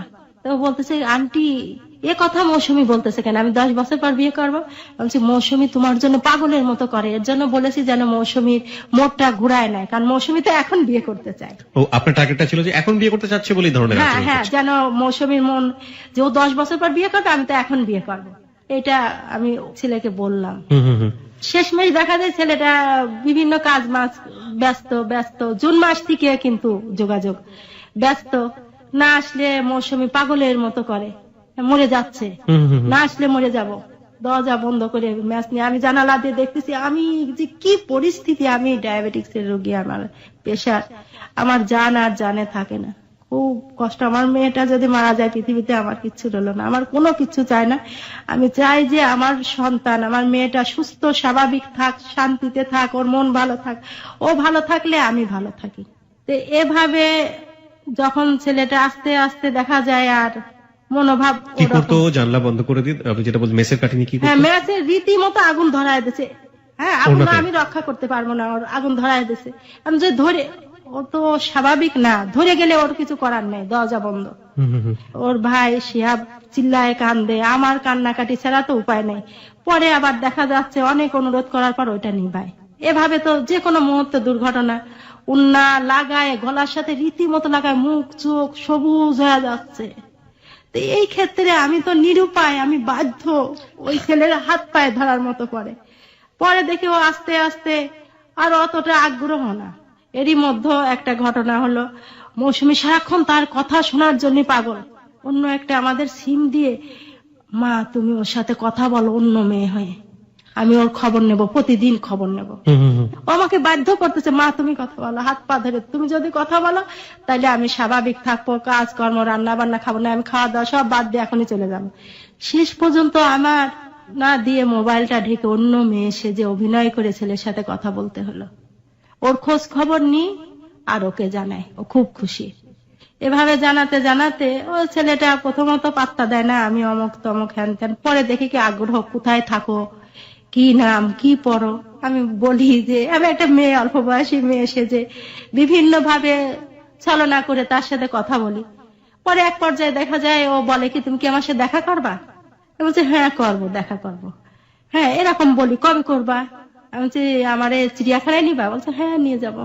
বেড়াতে নিবা? হ্যাঁ নেবো। এরকম বলে। এই কথাগুলো আবার মৌসুমীকে বলা যায় না। আমি নিজে বুঝলাম যেটা ভালো ওইটা ওকে বলি। এর মধ্যে একদিন বলেছে, আমি বলছি তুমি কি কাউকে পছন্দ করো? বলতেছে কি আমি একটা মেয়েকে পছন্দ হয়েছিল, ভালো লাগছিল, ভাবছিলাম যে তাকে বিয়ের প্রস্তাব দেবো, কিন্তু পরে শুনতে পেলাম যে মেয়েটা বোবা। বলছে তুমি সে মেয়ের সাথে কোনো যোগাযোগ করেছো? আমি আবার বলতাম তুমি আমার বন্ধু, তুমি আমার বন্ধু, আমি তোমার বন্ধু হিসাবে কথা বলতে। তে পরে মেয়েটা কথা বলতে পারে না, তে এখন আমার আজকে খুব মন খারাপ ওই মেয়েটার জন্য। তো ওই দিন আমি বুঝলাম মেয়েটার কথা ভাবতেছে। পরে আবার অন্যদিন বললাম মেয়েটার কথা ভাবতেছো? বলতেছে না, আমি একদিনের কথা পরের দিন ভাবি না, যেদিনকার কথা সেদিন ভাবি, পরের দিন আর ওইটা ভাবি না, এখানে শেষ হয়ে যায়। এরই ভিতর মৌসুমী তো খুব মানে কিভাবে ওর সাথে প্রতিদিন প্রতিনিয়ত কথা বলার জন্য পাগল, দেখার জন্য পাগল। এরই মধ্যে মৌসুমী এত বোকা, একদিন ওই ছেলেটা বলতেছে কি আমার বন্ধু আসবে, আমি তার সাথে কথা বলতেছি। এরই মধ্যে দেখা যাচ্ছে একটা ফোন এসে গেল আমার মোবাইলে। কে? ওই ছেলেটা আবার আমার সাথে দুষ্টামি শুরু করে দিল, কে তুমি? আমি তোমার কথা আমার খুব ভালো লাগতেছে, তোমার দেখবো, এরকম কথাবার্তা বলা শুরু করে দিল। তখন মৌসুমীর জন্য তার সাথে একটু একটু কথা বলা লাগলো। তারপর আমি ওই সিমটাই বন্ধ করে রাখলাম। এখন মৌসুমী করেছে কি, একদিন আমাদের যে মোবাইলটা ওই ছেলের সাথে কথা বলা হয় সেই নাম্বারটা দিয়ে ওর বন্ধু, ওই ছেলেটার বন্ধু যে, তার কাছে মিস কল দিয়েছে। দেওয়ার পর ওর বন্ধু ধরছে, এমন মুহূর্তে ওর বাবা চিল্লাচিল্লি করতেছে কে ফোন করছে, কে ফোন করেছে। পরে ফোন বন্ধ, আর আমাদের সাথে আর যোগাযোগ নাই 2 মাস। মৌসুমী পাগলের মতো হয়ে গেল, ওকে কোনোভাবেই রক্ষা করতে পারতেছি না। হাজার আমার ভাই বোনের ওর দিয়ে, ওর সাথে মানে অন্য ফোন দিয়ে ঢোকে, আমাদের ফোন দিয়ে মোবাইলে ঢোকে না, ব্লক করা ছিল নাম্বার। তো পরে আমাদের অনুরোধে বিভিন্ন, কি বলছেন কি বলে, ওর মন ভালো না, ওর শরীর টরীর সব খারাপ হয়ে যায়। ও সেটাই বলতেছে। হ্যাঁ হ্যাঁ। ওকে। পরে আবার 2 মাস পরে ছেলেটা যখন আমাদের বাসায় আসে, ও কিন্তু পুরা বিছনায় পড়ে গেছে এই 2 মাসে ওর না দেখতে। পরে যেদিন আসবে এর মধ্যে আমার ওকে মানসিক হাসপাতালে নিয়ে ওষুধ খাওয়ানো হচ্ছে রীতিমতো। হ্যাঁ এখনো বর্তমান ওষুধ খাচ্ছে, ওষুধ খেয়ে ওর শরীর ফুলে গেছে, মানসিক ওষুধের এফেক্ট করছে, ওর শরীর ফুলে গেছে, ও কিন্তু অল্প দিনে ওজন বেড়ে গেছে। তো এখন ছেলেটার আসার পর ও খুব খুশি, আসছে ছেলেটা আসলো আবার। হ্যাঁ আবার আসলো, খুব অল্প সময়ের জন্য আসলো, 15 মিনিট বসিয়ে চলে গেল। ও খুব মন খারাপ, চলে গেল পাগলের মতো। সারাক্ষণ আবার পাগলামি শুরু করে দিল, আমি মরে যাবো, ওর না দেখলে মরে যাবো। ও চেষ্টাও করতেছে মরে যাওয়ার, উন্না পেঁচায় মুখ টুক সব, মানে এই যায় এমন অবস্থা পড়ে যায়, ওর কোনো জ্ঞান নাই, পুরা শরীর টরীর ছেড়ে দিয়েছে। কি করব, আশেপাশের লোকজন জড়ো হয়ে যায়, কি হলো এদের বাসায়। পরে আমি ছেলেটাকে ফোন করে বলি তুমি কি চাও আমার মেয়ে মারা যাক? ফোন ধরেই না, বন্ধ করে দেয়। তো আমি বলছি বললে কি আপনি যা মনে করেন, আমি তো বাধ্য না আপনার কাছে কথা বলতে। আমি বললাম এমনই হয়, এইটা তো মৌসুমী বোঝে না, পৃথিবীটা এমনই। পরে আবার মৌসুমী আমাকে এমন করে যে তুমি যে না করো আমি চলে গেলাম, রাত নাই দুপুর নাই, পাগলের মতো আমার ঘরে সংসার রান্না বান্না সব বন্ধ।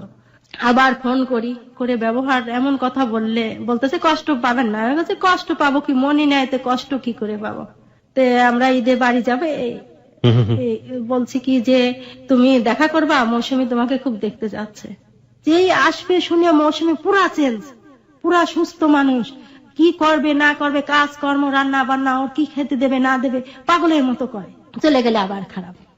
তো এভাবে আমি সারাক্ষণ ওর নিয়ে উদ্বিগ্ন। আমি নিজে ভীষণ ভাবে অসুস্থ, আমার বর্তমান শরীরটা খালি ঘুরতে থাকে, প্রেশার অসম্ভব বেশি, ডায়াবেটিক্স বেশি, আমার রাতে দিনে ঘুম নেই কারণ ওর চিন্তায় যে ও কখন দুর্ঘটনা ঘটায়। ডাক্তার বলছে সারাক্ষণ ওর সাথে সাথে আঁচল ধরে থাকবেন, কারণ দুর্ঘটনা ঘটতে মুহূর্তে ঘটে যায়। তো ওকে আবার ভর্তি রাখতে বলছে। তাই আমি ভর্তি করতে পারতেছি না, শিয়াবের পরীক্ষা, আবার শিয়াবের স্কুল, ওখানে থাকতে হবে অনেকদিন।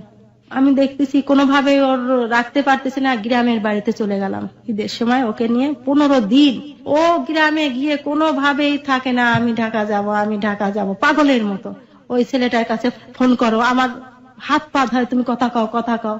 ও তো গিয়ে খালি এক ধারছে, খালি কেন্দেই যাচ্ছে, আমার ভাল লাগতেছে না, আমি ঢাকা যাব, ঢাকা যাব। তো ওই ছেলেটার কাছে ফোনকে ধরায় দেন যে, আর মৌসুমী তো শুধু কান্নাকাটি করে। ছেলেটা বলতেছে, আন্টি ও বোধহয় আমার জন্য কান্দে। হতে পারে, কি আর বলবো। এইরকম ওখানে গিয়ে ও 2 দিন 3 দিনের ভিতর ফোন না করলে পাগলের মতো হয়ে যায়। মানে আমার পক্ষ থেকেই বারবার ফোন করতে হচ্ছে। ডাক্তার আপনাদেরকে কি সাজেস্ট করে যে ওকে স্বাভাবিক করতে হলে, এই জায়গাটা থেকে ফেরাতে হলে? ডাক্তার বলছে ওকে হাসপাতালে ভর্তি রেখে ট্রিটমেন্ট করেন, দেখেন কত দূর পরিবর্তন আসে। এরপরে আর চেষ্টা চলেছে আপনাদের? এর ভিতর শিয়াবের পরীক্ষা বলে আমি আর এর ভিতর যেতে পারি না, অবরোধ হরতাল বিভিন্ন কিছু চলতেছে। শিয়াবের পরীক্ষা হলে ওকে নিয়ে আবার যাবো, কারণ ওর তো কোনোভাবে এখনো কন্ট্রোলে না। এই ঘটনাটা কতদিন? এটা গত জুন মাসে, আর এটা ডিসেম্বর মাস চলতেছে। এই 6 মাসে মোটামুটি পরিবারের উপর দিয়ে ঝড় যাচ্ছে। হ্যাঁ, প্রচন্ড ঝড়। আমি দেখতে পারতেছি মৌসুমী ওকে ছাড়া কোনোভাবেই। আমি এটা রিন্টুকে বললাম যে, দেখো বাবা, যতই তোমার সাথে বিয়েকে পাগল হোক, আমরা তো ওইভাবে ভাবি না, তুমি ওর বন্ধুর মতো দেখো, ভাইয়ের মতো দেখো। আসলে যখন একটু ও ঠান্ডা থাকে, তে মৌসুমীকে বলে, মৌসুমী কাগজ কলম নিয়ে কবে বিয়ে করবা, কবে বিয়ে করবা, ওর মুখে একই কথা, বিয়ে বিয়ে করে ছাড়া। বলে যে এই মাসে ওই মাসে, এভাবে। শেষ মাসে আমাকেও বলতে হলো, ও যদি বলে আজ, তুমি বললো যে হ্যাঁ আজই করবো, কারণ তা না হলে আমি মৌসুমীকে রক্ষা করতে পারতেছি না। এমন পরিস্থিতিতে এসে আমার এখন মরার অবস্থা। এর ভিতর ঈদের পর 2-3 বার আসছে, তো আসতে চায় না, এখন কোনোভাবেই আসতে চায় না। আমার তাকে অনুরোধ, ও একদিন বলতেছে ঈদের পর আসার পর মৌসুমী পাগলের মতো করতেছে, কবে আসবে, কবে আসবে, কবে আসবে। ওর না দেখতে পারে মৌসুমী এসেও শান্তি না, পাগলের মতো। তা আমি তাকে বলতেছি একটু আসো, পরে আসছে, এসে 10 মিনিট বসে চলে গেল। ও মৌসুমী বলতেছে, আমার বিয়ে করবা কবে? ও বলতেছে, তুমি না আমার বোনের মতো, বিয়ে করো কেন? তারপর মৌসুমী কি করলো? মৌসুমী ভীষণ মন খারাপ, ও বলতেছে হ্যাঁ করবো। তে একটা জিনিস কি এরকম যে ডাক্তারের কাছ থেকে ব্যাপারটা যদি এরকম হয়ে থাকে যে ও আসলে বিয়েটাকেই জোর দিচ্ছে নাকি ছেলেটাকে লাভ করে ফেলেছে, ডাক্তারের কাছ থেকে ব্যাপারটা ক্লিয়ার বোঝা গেছে কোনো কিছু? ও ছেলেটাকে ভীষণ ভাবে পছন্দ, ওর জীবনে তো প্রথম মনে করতেছে কেউ আসলো, এভাবে মনে করতেছে। আর বিয়েটা তো মামা খালাদের বিয়ে হয়ে গেছে, তখন থেকে ও বিয়ে মনে করতেছে। বলতেছে সবার বিয়ে হয়, সবাই স্বামী স্ত্রী, আমি তো বড় হয়ে গেছি, আমি একা কেন, আমাদের স্বামী স্ত্রী 2 জন থাকবো, আমি লেখাপড়া করবো, সব করবো, মানে এরকম মনোভাবের কথাই বলে। এবং আপনি মা হয়ে এগুলো সব সামাল দিচ্ছেন? হ্যাঁ, সব সামাল দিতে হয়। তো ও আবার যাওয়ার সময় বলে গেছে যে আমি আসবো, কবে আসবা? পরের দিনই বলে গেছে, আমি ঠিক আছে পরের দিন আসবো। মৌসুমী সব রান্না বান্না করে রেডি রাখছে। পরের দিন ফোন দিয়ে আর ফোন বন্ধ বন্ধ বন্ধ। আমাদের বাসায় ওই দিন খাওয়া দাওয়া সবার বন্ধ। মৌসুমী নিয়ে আমরা পেরেশানি যে ও আসে নাই বলে, ও কি সব ভেঙে চুরে তস নস, নিজে মরে যাচ্ছে। গলায় এত শক্তি, ওর সাথে পারা যায় না। আমি কি ওকে কিছু কোশ্চেন করতে পারি যেগুলো আপনি আপনার মতো করে করবেন, ওকে বোঝানোর চেষ্টা করতে পারি? এতে কি ওর কোনো ধরনের রাগ হতে পারে বা কোনো ধরনের আমার সাথে রাগারাগি করতে পারে? করবে না, আপনি নিশ্চিত? আচ্ছা, আমি এই পরিবেশ সম্পর্কে অবহিত না, যে কারণে আমি একটা হচ্ছে যে ওই ছেলেটাকে কি এখনো ভালোবাসে? আপনি জিজ্ঞেস ভীষণ ভাবে, পাগলের মতো। আচ্ছা, ওকে একটু জিজ্ঞেস করবেন যে মৌসুমী, আপনি কি এখনো রিন্টুকে লাভ করেন, ভালোবাসেন? কেন বাসেন? কি বলে? কেন বাসো, কেন রিন্টুর ভালোবাসো কেন? রিন্টু আমার ভালোবাসে, আমিও রিন্টুর ভালোবাসি বলতেছে।